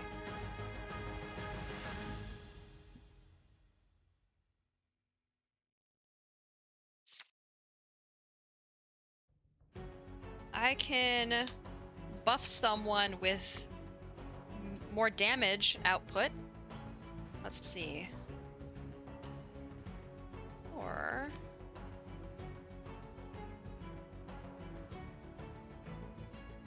Okay. Raggle, do you want a damage buff? Yes.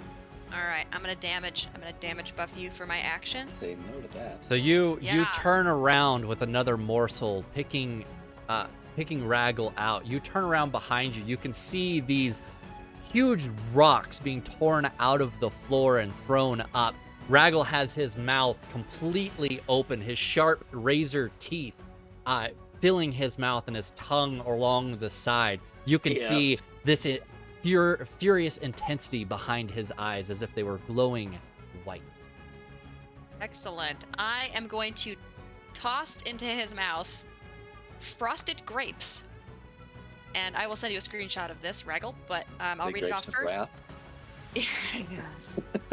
This lasts for a minute. So Sick. you get you add 1d10 to all damage rolls and all ability checks making using dexterity. So add a d10 to all damage and add a d10 to all dexterity checks. Oh my gosh. That's dope. Oh man. And I y'all, like this. hopefully y'all will have buffs and then double buffs as my turns go.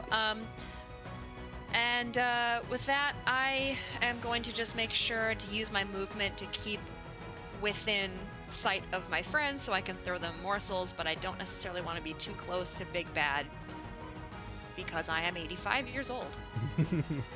All right, so as you turn around, pulling out another morsel from your pouch, you see Raggle coming out. You easily toss it towards him. Raggle, with the experience of knowing what your delicious treats will bring to him, he easily jumps up, snatching it, chewing it, and swallowing it whole. Raggle, you start to feel your body actually start to mutate. The claws on your feet becoming more prominent. You're able to more easily keep your balance moving around this slick space of this marble floor. And you feel this charge of strength throughout your entire body. Man, guys, you guys are just awesome. I am enjoying this so much. All right, so Samesies. Also, just so everyone remembers, 3 times a day I can switch a failed save to a save, and I have a lucky dagger. So if anyone rolls a 1, halfling luck, y'all. So actually, have that. I should ask how close to Big Bad are you getting? That's what I really need to know.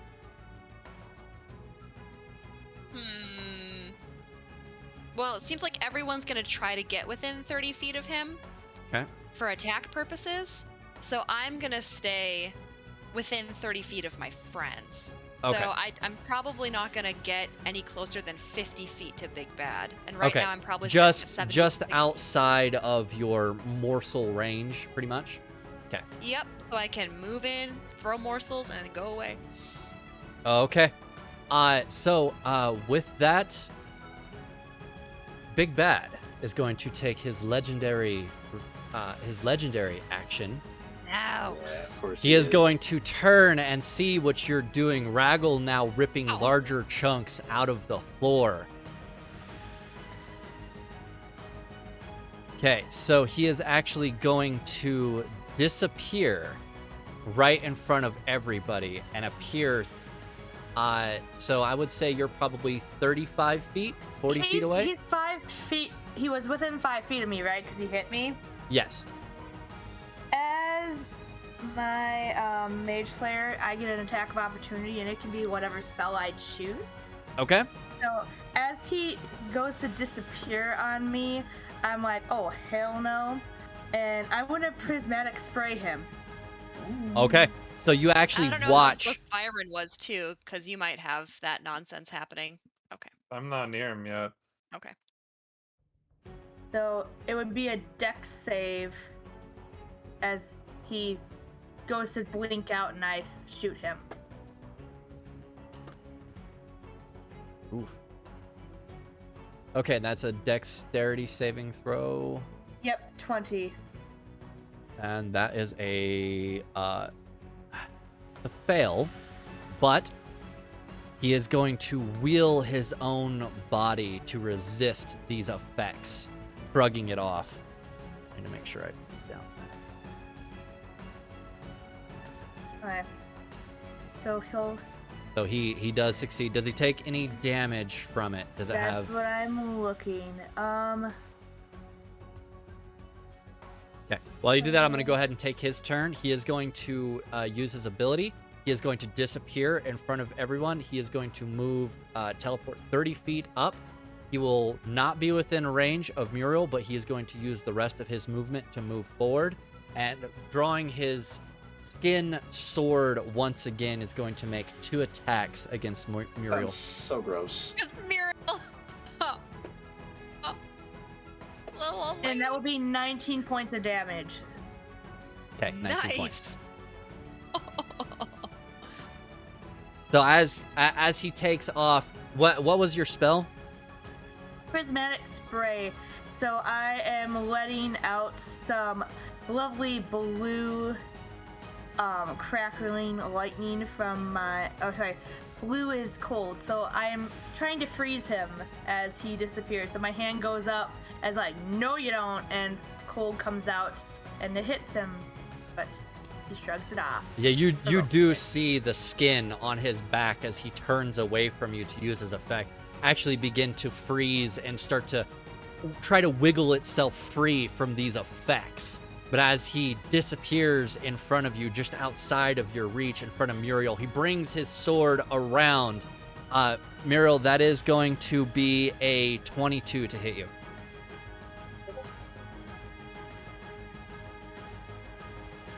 Oh. Oh, internet just blipped. Whoop. Yep. Internet is blipping. Oh. Okay, I think I'm back. You think you're Sorry. back? Yay. I didn't hear anything for the last 40 seconds. Okay, so sorry that's about fine. that. Pretty much Big Bad Skin Shifter is standing in front of you. He is making 2 attacks against you. First attack is a 20, did I say 22, 23 to a hit? That hits. Okay. Even with bark skin. You mean, should just barely actually hit. tell the audience what exactly happens with your cloak when you activate your bark skin. Yeah, so I have an oak knit shawl, and you know what? I'll put it on because we're Yes, put combat. it on. I didn't even actually realize have you didn't it. even have it on. I know, it's warm. So, It is warm, and you're in Cali, so that's a I'm whole in- extra level of warm. and it's like 90 degrees today. It's so Oh, fun. I love living here. It's 20 Anyway. degrees here in Minnesota right now. I would much rather have that. So, I have a oak knit cloak shawl. It looks like this. It's in my character art. It is deep brown, smells faintly of whatever that word is. I gain bark skin from it, and because it contains bark skin, I don't have to concentrate on that, and it requires no material components, which is fantastic.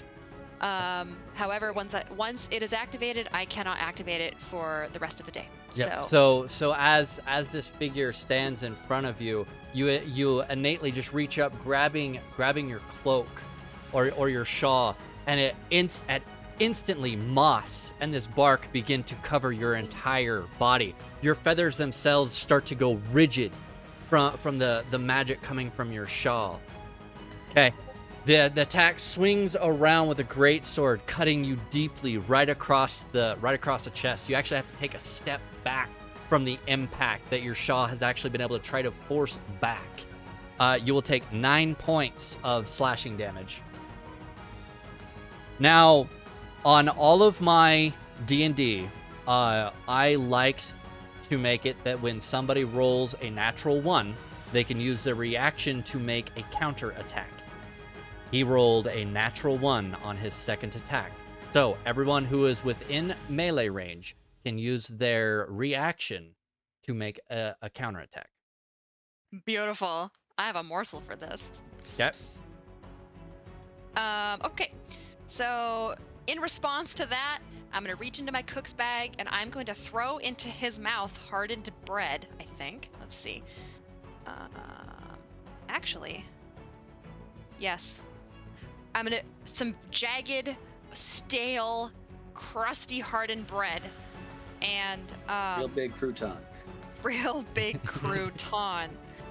So this guy, he takes, since I'm doing it at 20th level, he takes 7d6 bludgeoning damage and has disadvantage on attack rolls until the start of the next turn. Oh my gosh! I like that. Yes. That's great. Yes.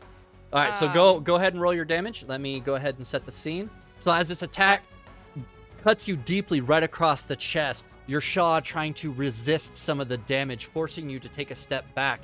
You instinctively reach back into your bag. You can feel that hardened bread. And as you whip your hand back out, the shapeshifter doesn't have a mouth. In fact, he doesn't have a face in general except for just the eyes. What you do is your bread actually comes out with such force that it actually splits the skin in front and actually embeds itself into his face. You can see the skin mutating. You can see the skin mutating around the bread. Yuck. Gross, but great. I like it. And don't at the same time. I'm a very descriptive DM, if you can't tell. I love it.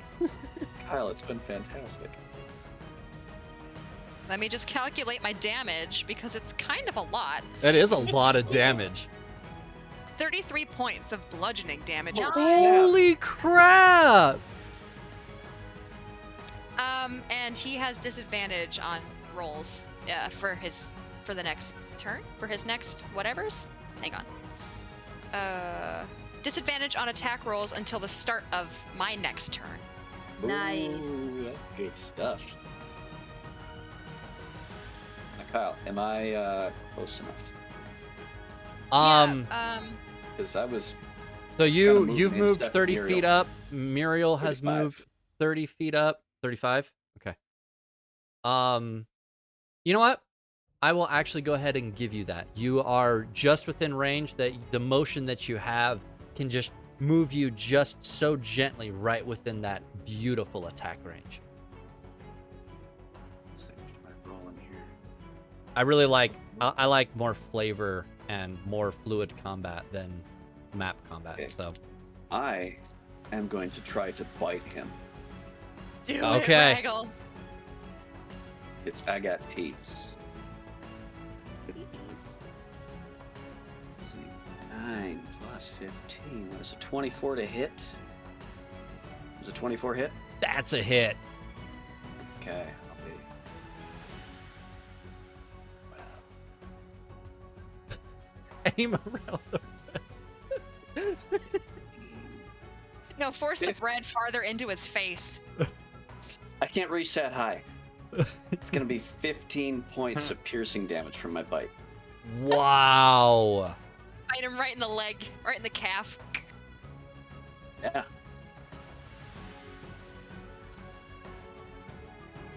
Okay.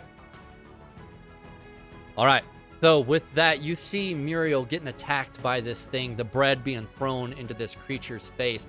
You just hop up and in mid-air just clamp down on this creature's shoulders. You can actually feel the bone actually snap underneath your jaw's pressure. You can that. feel it reset itself in the process, but you know that you've done so much damage. Okay. Also, his bites and claws do count as magical overcoming damage resistance. Just so you know. I don't know if there's anything.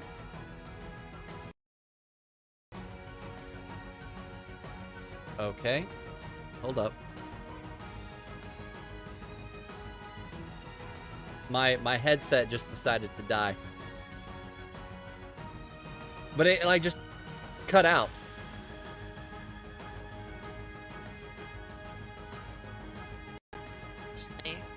Yeah. Okay, can you hear me now?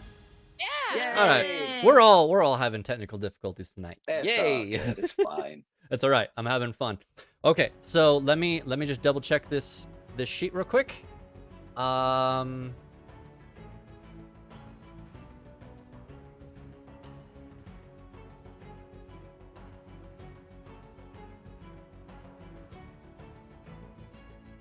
Okay, so I need to remember that. Count as magical for the purpose of overcoming resistance immunity to non-magical attacks and damage. Yeah, well, he's got another effect that I'm forgetting to add in as well. So Okay. I'll make sure I get that. There's these are different kind of creatures what I'm normally used to running, and it's awesome. I absolutely love this thing. So okay, so you just crunch and down difficult at the same onto time. this skin shifter's skin. You can feel and hear the bones snapping and then readjusting underneath your bite. Okay. He hurt Muriel. I'm upset. So that is the end of the Skin Shifter's turn. Or no, that's the end of his legendary reaction. Now, there's a lot of reactions that just happened in that. Okay, so I need to put Raggle down with R. All right, so it is now Faye's turn. Okay. Will you allow me to narrate a little bit as I go Yes, through my I campaign? actually encourage it. Okay, first is my lightning bolt, because it has 7 charges. I have only used 1. So Okay. that's going to be a dex save again for 20. And as I shoot out the lightning bolt, I turn into the electrical energy, and I'm spell surfing with it as my crackly little bunny body teleports with the lightning 5 feet in front of your shape changer. And because I am an arcane Benson, All I right, am so now going before we get too far, so their lightning bolt hits all creatures within a 5-foot line. So you would technically. How far away was I? Because I was at least 70 feet. Because I was 70 feet in. And then So when he was 5 feet from you when he turned and teleported, and then he moved up to 35 feet away from you to attack Muriel. So he is only 35 feet away from you. Okay, because I thought I was still inside the ballroom. No, Over 60 well, feet away. so Okay. you're closer to the throne, which was where he had initially started. Originally was. Okay. I hadn't moved yet, so okay. So No, then you I were will forcefully moved. forcefully moved. Okay, then I will not lightning bolt. That's what happened. So let me take that charge back. I hate to take that from you because that No. would have been so cool though. No, because I'm going to do something keep it else. fair. So, to be fair, it's fine. Just gonna do something else. I'm just worse, gonna do probably. something else. I'm going to magic missile myself over there. So, That works. I'm gonna magic missile Bottle myself. rocket bunny. I'm gonna bottle rocket myself over there with a magic missile that hits him for a whopping 5 points of damage. But I am now 5 feet away from him as I spell surfed over. With Arcane Benson, Muriel, you are now. Oh, not with Arcane Benson, not. With my Mage Aegis, you now have an additional plus. Let's see. Plus 5? Yes. No, Constitution, plus 6. So, Muriel, you now have a plus 6 to your AC in all saving throws from me, as my magic is crackling off all shiny and sparkly from my Okay. magic missile. Nice. Thank you for that. And I'm also going to do one last thing. I'm going to look up as my tiny 2-foot, 5-inch bunny looks up at this hulking, massive nastiness and give him the meanest, dirtiest look I possibly can. And I'm going to go boom. And I'm going to blow up a little bit. And my magic that I've siphoned is going to explode off of me as I'm going to give myself that plus 6 AC as well. And he needs to make a dex save for an additional 2d8 force damage. Okay, and that will only affect him, right? Because you have Only him. Raggle that is Yep. technically, untechnically My- grappled, or is No, grappling. my bursting bulwark is only for enemies, so Okay, all right, that's fine. Okay, so he needs to make a dexterity save. The dental Yep. grapple. Dental yeah, grapple. so dex of 20, and then Muriel, that AC and saving throws plus 6 lasts as long as you keep succeeding. It goes away as soon as you fail. Right, I'm remembering it. Yes. Okay. Okay. And what's your DC? 20. 20. Okay. So as you whip your wand out, you wave it in a circle around you, and every time that you start to bring your wand around you, these little darts are ejected from your wand and all turn and go straight towards him. Well, you save the last one. You actually spin around and, influencing your own magic with your own body, you actually force your own will to go into the magical bolt itself and surf with this thing up to him. The bolt impacts, and then releasing you from it, you actually explode in this process. you can visibly see the skin of this thing actually tear away from the body. You can see many of the internal organs, the white bone, as the skin is forced back and then slowly crawls its way back. But whatever damage has happened has been great. This so figure much. does not look well at this point. Nice. Okay, at the end of your turn, Faye, right? It is into your turn? Yep, that's it. He is going to spin around using his last legendary. Actually, I think I messed that up. 1 second.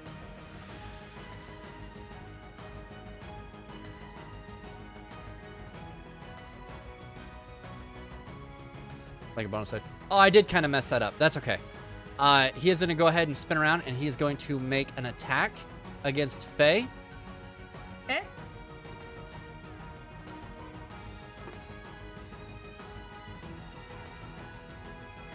I need this thing up in front of me. What am I doing? Stop dropping it, because you need it, you dummy. So that is going to be a 27. No, sorry. That's a 32. Sorry. 7 plus 5. With It's probably more than that. disadvantage? I don't know. With Oh! disadvantage? It does have disadvantage, right. doesn't it? I'm sorry. Thank you That's for okay. reminding me. He gets disadvantage until I go again. Okay. So that's a 24 to hit. That hits my buffed 22. Yeah, I found the dice that likes me. But what I will do is I will take double damage for my Feast of Pain. Okay. So That means I get 6 spell slots worth of spells back. holy cow. Okay. Well, I actually rolled low on the damage die, so Bring you me will the only take 7 points of slashing damage. And that's double? So we'll double, so 14. It's Sorry. 14. Alright, I'll take it. I'm I'll thinking take it. I'm thinking just raw numbers. Perfect. Okay. So that is all of his actions. So I accidentally used his action on one of his legendary actions, so on his turn he will already have used his action. So I'm gonna just minus that away from him to make up for my mistake. But going next on the initiative is Vyran. Yeah. I'm assuming I can get close to him now that he's like back by us. Yeah, he's well within reach for you to get him. And you said he was looking badly after everything that just happened to him? Yes. You can see that he's still trying to shrug this halfling off of his shoulder, and you can hear the growling sounds coming from Raggle. You can see that Faye has just epically landed at a 3-point stance right behind him after this explosion has actually knocked him forward a couple of steps. Okay. Yeah, Byron's going to move close to him, and he's going to attack him just with his vampire claws. Okay. Twice. First one. That is a 25. That is a hit. Okay. Nice. And the next one is a 24. Nice. Nope, that is still a hit. As you come rushing up, this figure actually turns to look at you. And as you go to strike, you can actually see that he is like faster than reaction. He seems to be moving just ever so gently out of the way. But you, being an expert in this kind of combat, easily move your claws around, counteracting his dodge and attacking him with your full force. So both attacks hit. Okay. And then and before for flavor purposes, in between attack, and it's more so of like like face slaps instead of like actual like claws backhand him? in. Yeah, like backhand him, and Byron's going to ask. I'll give you one chance to answer why. Okay, so go ahead and roll damage for your first attack. Okay, first attack is.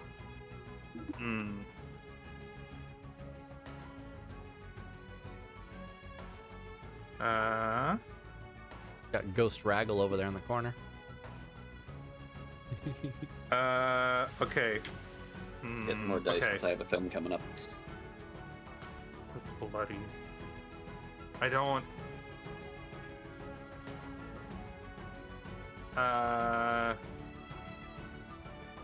Okay, the first one is 50.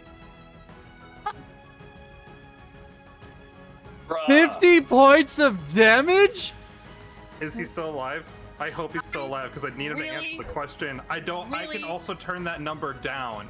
I'm really glad I did not damage buff you. Holy crap. Holy crap! You know, All right. TJ, I'd also like to actually take my turn. Sorry. So, let me No, math it's it good. out. I'm I just will gonna have a actually let you Pissed off have Raggle the if this damage happens. to 25. Let me math this out real quick. Oh Okay, my if he does 25 gosh! and he's still alive, then that's great. I can't go lower than 26. Dude, So I hope he had more than 26 health. Okay, that's so dirty damage. as you glide up, your form actually. I'm actually gonna go Spooky ahead. boy. I'm gonna stop the music for just a second. Your form actually dissipates. You seem to have this echo following you from the speed of which you're moving forward, and just like a gunshot, you guys hear this this just cacophony slap across the face. You actually see where this bread had been stuck in this creature's face go flying across the room and embedding itself in the wall. And you watch as a section of the face is actually removed completely from this thing. There is no mending the skin back together. There is nothing It's a there witch slap left. of doom. There's nothing left to mend. This creature goes down on one knee from this impact. What do you want to ask him? Why? So as he goes down, he looks back up. I will set this world free for my master. Who is your master? One who is greater than you. And it is only just a short time now before you meet your doom. I have met many greater than me. They all fall eventually. And I'll slap him again with my second one, killing him. At this point, you just step forward and I wanna say like the shrimp that's underwater that's like got like a super punch. Just like one Pistol of shrimp. those. Oh, yeah. Yes. Just like one of those, yeah. your arm extends out in the blink of an eye. There is no head left on this person. Whatever Like that pelican whatever that whatever takes the head off the material duck. whatever material was made up or made up the head of this creature is splattered across the wall, going from the wall to the seating to all the way to the ceiling itself. The form shudders and then falls limply on the ground.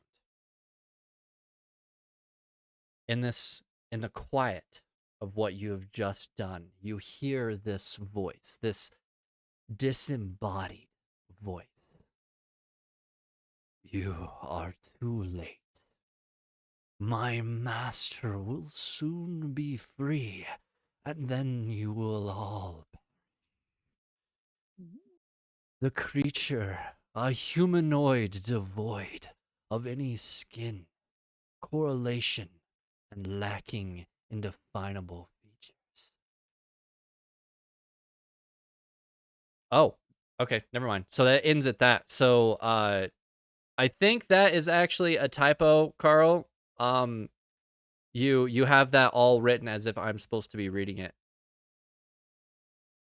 But anyways, so you hear this voice come out. You are too late.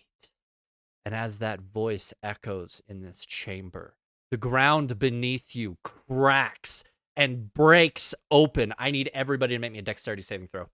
Oh, snap. I'm pretty sure Raggle has a +10 to that.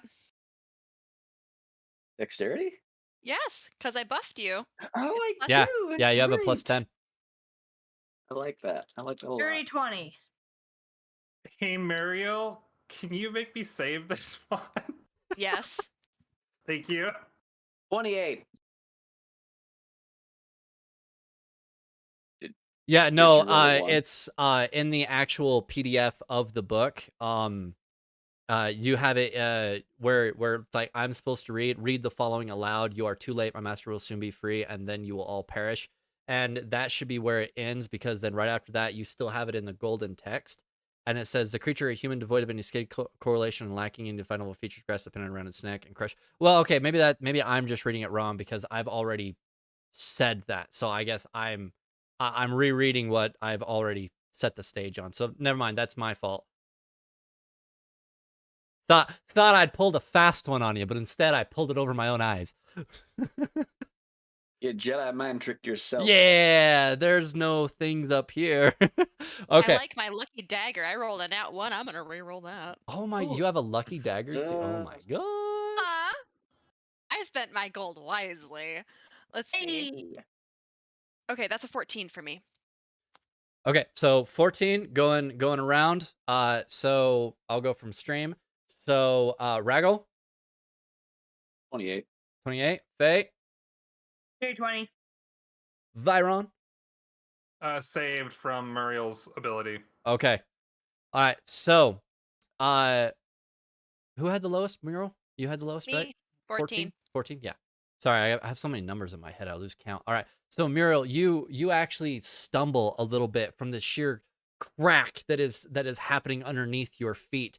This black obelisk. Actually, I can read. Oh, never mind. So it's not a readable portion. This massive explosion of rocks erupts from the floor underneath you. This giant crystal, an obelisk tower, forms itself in the middle of this throne room. You see this red and black aura form itself on top of this obelisk, shifting into this form. You guys see this gigantic creature, its claws reaching down on either side of the obelisk, crushing the hardened obelisk stone. You watch as it stands up. It actually doesn't have one head, but instead two.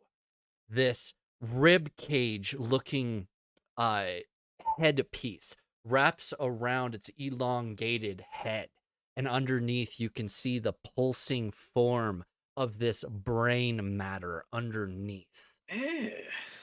It's broken legs. It's what kind of style legs are those? Like the chicken walking? Like, Digitigrade.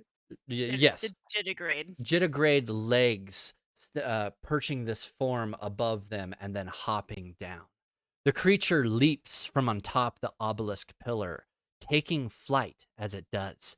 It releases a bolt of energy at one of the few remaining royal guards. Oh, I guess there were guards there. So my bad. I'm just gonna read ahead so I don't mess this up. They were crapping their pants. It's fine. they were all in What shock behind What you. were they gonna do with their Oh, yeah. little baby rolls anyway? Honestly, I mean, totally forgot. There should have mostly, been like royal guards in stormtroopers. there. All right, so Kyle, yes. how big is its mouth? Oh, what are you doing? Let You me got a Thanos let me it? check real quick, because I might be Ant-Man Thanos? exaggerating how big this thing is. I know I get into storytelling. All right, so it is a large creature. Okay. So Okay. it does have a jowl that opens up on either side. These two heads, this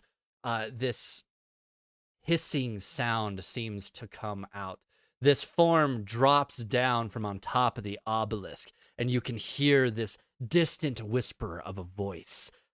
My strength may not be what it once was, but you will all suffer the indignity the Korabeth has endured.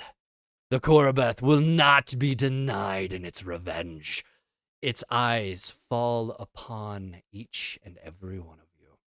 All right. At this point, I would like everyone to go ahead and re-roll me initiative as we are starting a new round. Maybe I'll be faster. Okay, so how long did that take for the sake of time as far as like spell effects and the like? 30 seconds? Okay, cool.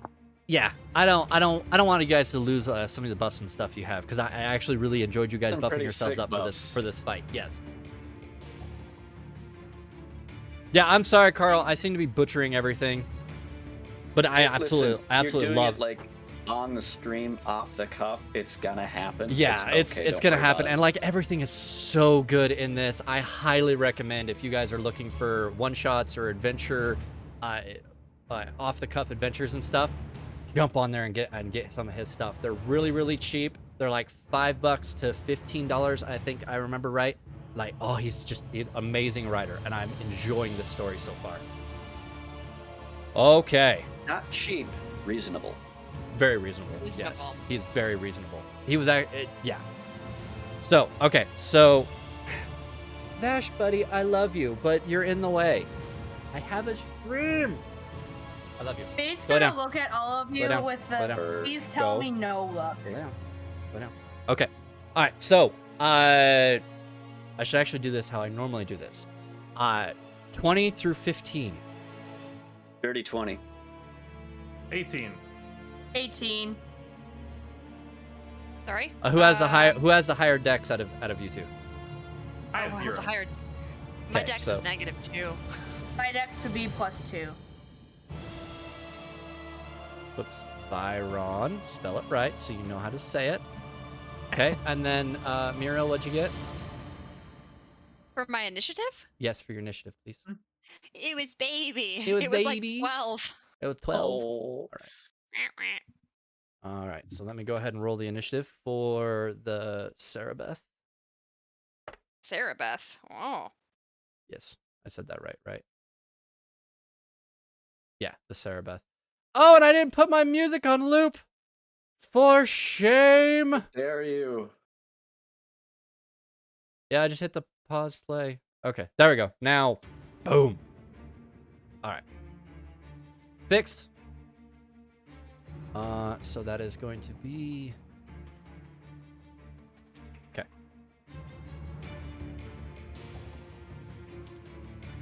All right, this hulking form drops down. I'm gonna say from where it erupted, it was at the body of the skin shifter. So you guys, so Muriel, you're on the floor, prone because you failed to save. Everyone else is 185. on their feet. Don't let that get you down. Let's see. So he would be facing opposite of the throne room. Okay, 3 people to attack. He's got Raggle to attack, he's got Vyran to attack, and Muriel, you're going to be also on that. Nice. I will separate everything off. Raggle, you are his target as you seem to bark and growl at this creature. It's 2 heads, it's 4 eyes lock on you. Check.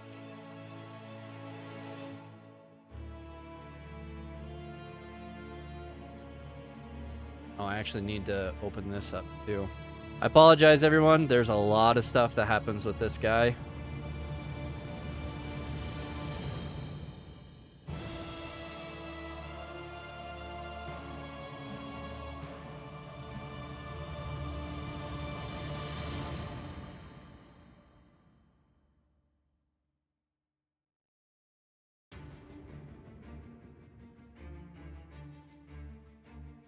Ooh, I like this. So, as the Sarabeth turns and looks at you, Raggle, you can hear this voice once again. You look easy. Your mind is going to be assaulted by just this gibbering onslaught of thoughts. I need you to make me an intelligence saving throw. least I get a plus 10s. Or plus D10. Thanks, Muriel. You are welcome.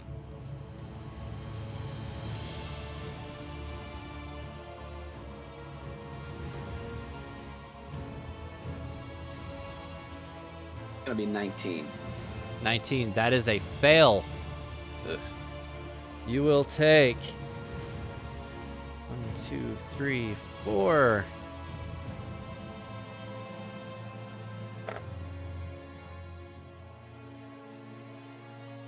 You will take 13 points of psychic damage. Your intelligence and your charisma drop to 1.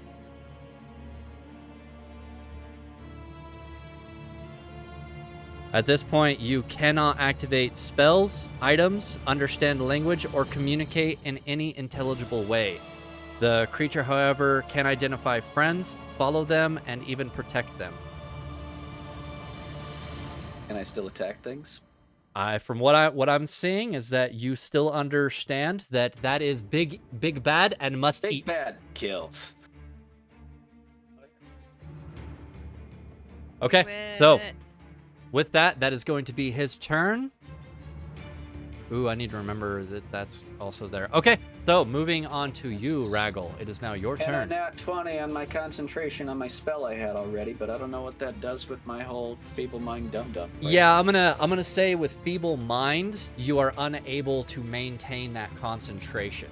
That inner primal That's rage that you have. Fine, he's close enough I can bite him still. Yup. It's fine. I don't need Dragon's Breath to kick his ass. I just need to be on the ground close enough to him. Okay, so let's make some attacks. 'Cause he's close enough for me to get up to him, yeah? I would say the obelisk is about 10 feet up, but just knowing how Raggle is, you can easily just scale the side of this thing and jump up and get him. Well, I have a strength of 29, so I can like jump vertically pretty well. Yep, you're good. You can hit him. Wrangle by the way it is. He's got some vert. Go. So let's go with the claw attacks first because that makes sense for order of things. We gotta get all the right decks in reviews.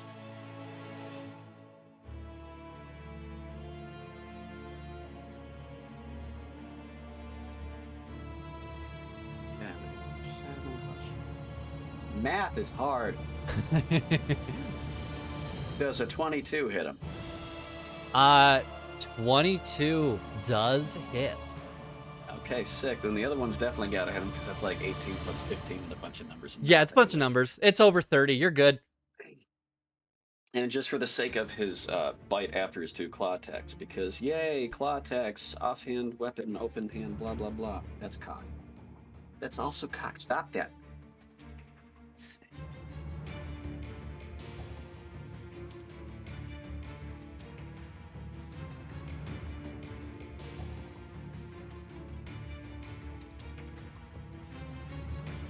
It's a 20 hit. 20 does not hit. Okay, so just the claws, no bite. I'm also going to go into a rage. I forgot that. We'll work with that next round. That's fine. So, alright. Let's see what we got for damage. I gotta do a bunch of math now. That's okay. While Okay, you're figuring so that out, we can... Do you need differentiation between piercing and slashing for him?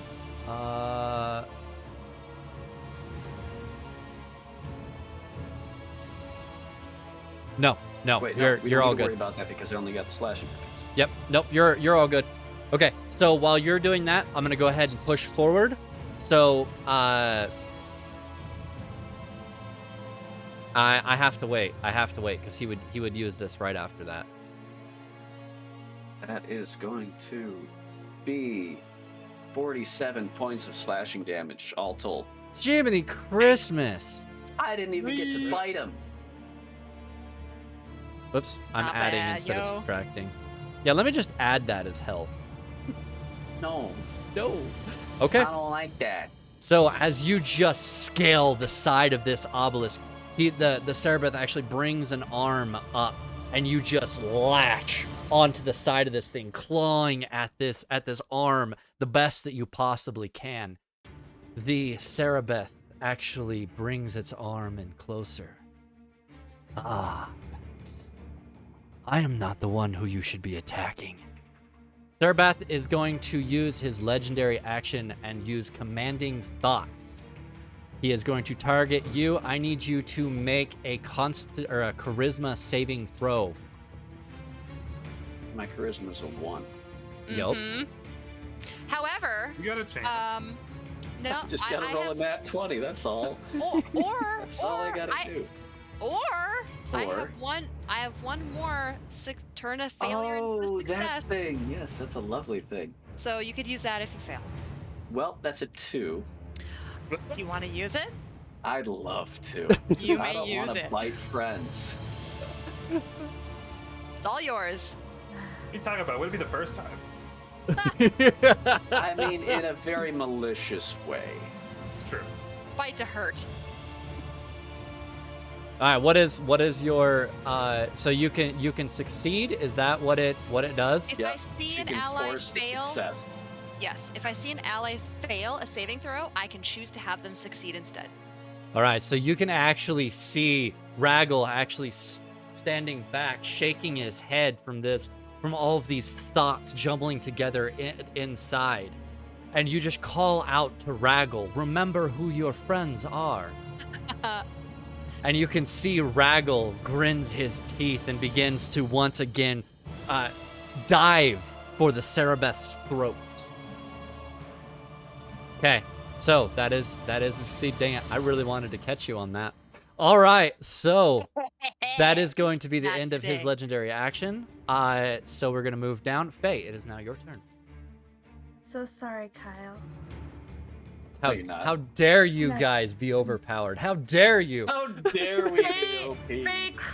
Faye's eyes turn a bright purple and she cries out, "Fire in the hole!" as her mage hand takes off her fireball necklace and goes straight into the throat of your monster. Oh my gosh! Yes. I All right. asked you how big the mouth was. A And- fireball two necklace could mouths. go It's- inside of the mouth. It's a necklace, yep. Okay. And it's gonna just go into the throat and try to just go in as far as you can as it's choking. Thank cheese style. Kyle, So, It's funny. what I want to do here is the Cerebeth is gonna see this happening. Is gonna see this thing get ripped Yep. from your neck, and it's gonna be throwing. So I want you to make me an attack, and I will let you use whatever my numbers you spell- have. Yes. You want my spell attack? Yes, I bonus? want you to make a spell attack. That's 22. That is this creature's AC. It is a meet it or beat it. You Kyle? watch. Yes. Do you want me to roll the 48 d6s? Can you get an app to just roll them? Yeah. You can do Okay, it on just roll, go ahead and do that, or you can roll them UDD. if you want. I'm fine You with just either gotta way. count a Okay. bunch. 48. 48. D6s. Heavens. D&D Beyond is comprehending. It is 209 damage. Okay, so you watch as the Cerebeth after. Let me just go ahead and turn that down. So this Cerebeth actually turns towards I'm forgetting names now. Turns towards Muriel after she said that, and Raggle gaining his composure once again, trying to go after this creature's throat. You yell, "Fire in the hole!" And you guys watch as this purple hand just shoves itself down this creature's throat. You can hear an audible gulp as this creature swallows. And then it happens. You all jump off away from this obelisk as fast as you possibly can. You see the form of this Cerebeth expand with these multiple explosions within, and it splatters everywhere within this room. You can see pieces of flesh dripping from all of the surfaces within this throne room. Byron's gonna try and cover as many of his friends with his wings from the blood. Faye is just happy. She's throwing confetti. It's blood and guts, but it's confetti, and she's so happy right now. She went boom. So how much damage did I take? Honestly, to Kyle. I'm gonna say that it is all I'm raging. contained. I'm gonna say it was all contained, so all of the damage Okay. happened to the Cerebeth itself, and just what you guys would have to do is maybe just dodge the flesh that is coming That's around. amazing. I was gonna use his wings to block as much flesh from Oh, Muriel. Raggle ain't dodging nothing. He's fine. You know, I mean, he honestly, cares even less now. honestly, with that, I will save the rest of this book for whoever purchases it after. There is more to this story, but with that, you Wait, guys send the Cerebeth back to where it came from. Whatever revenge plot that it had decided that it was going to bring upon this kingdom was shut down with a gentle swallow. And that is where we will end. Guys, that was absolutely amazing. Oh my gosh. Let's go ahead and move back to this page. Like, I am absolutely blown away. That was absolutely Big genius and bada rolling boom. exactly That was 22 great. for it to go down the You got throat of the lucky. Cerebeth. Yeah. So good. Oh my gosh. Guys, thank you so much for joining me and this absolute amazing cast. If you guys want to see more, be sure to follow me on Twitter, Instagram, any of the social medias. I have already seen so many people follow me. I actually wonder if I've broke 100. So everyone who has followed me tonight, thank you so much. I hope to be doing more of this in the future. But right now I'm going to focus a little bit on my metal art stream. But if you want more of that crispy and delicious D&D, please jump over to my best friend on this platform. Wolf, take it away. I am on Twitch at Wolf's Fox. You can find me there. You can find me on Twitter at DMWolfFox, or you can come find my blog at www.dungeonfox.com. I'm also on Facebook and Instagram, but that's not my big platforms. So if you really want to get a hold of me, it is Twitter, or you can email. Actually, I'll get the slideshow back up real quick. I will go over here back to Wolf so you can see everything. Right, there's all the information. And guys, a special thank Yay. you to Heimdall, who has been hanging out in chat. He is the writer of this amazing story. I've had to change a lot of it in order to be able to fit within my Sure. world, but everything that he writes is world neutral, so it fits in any setting.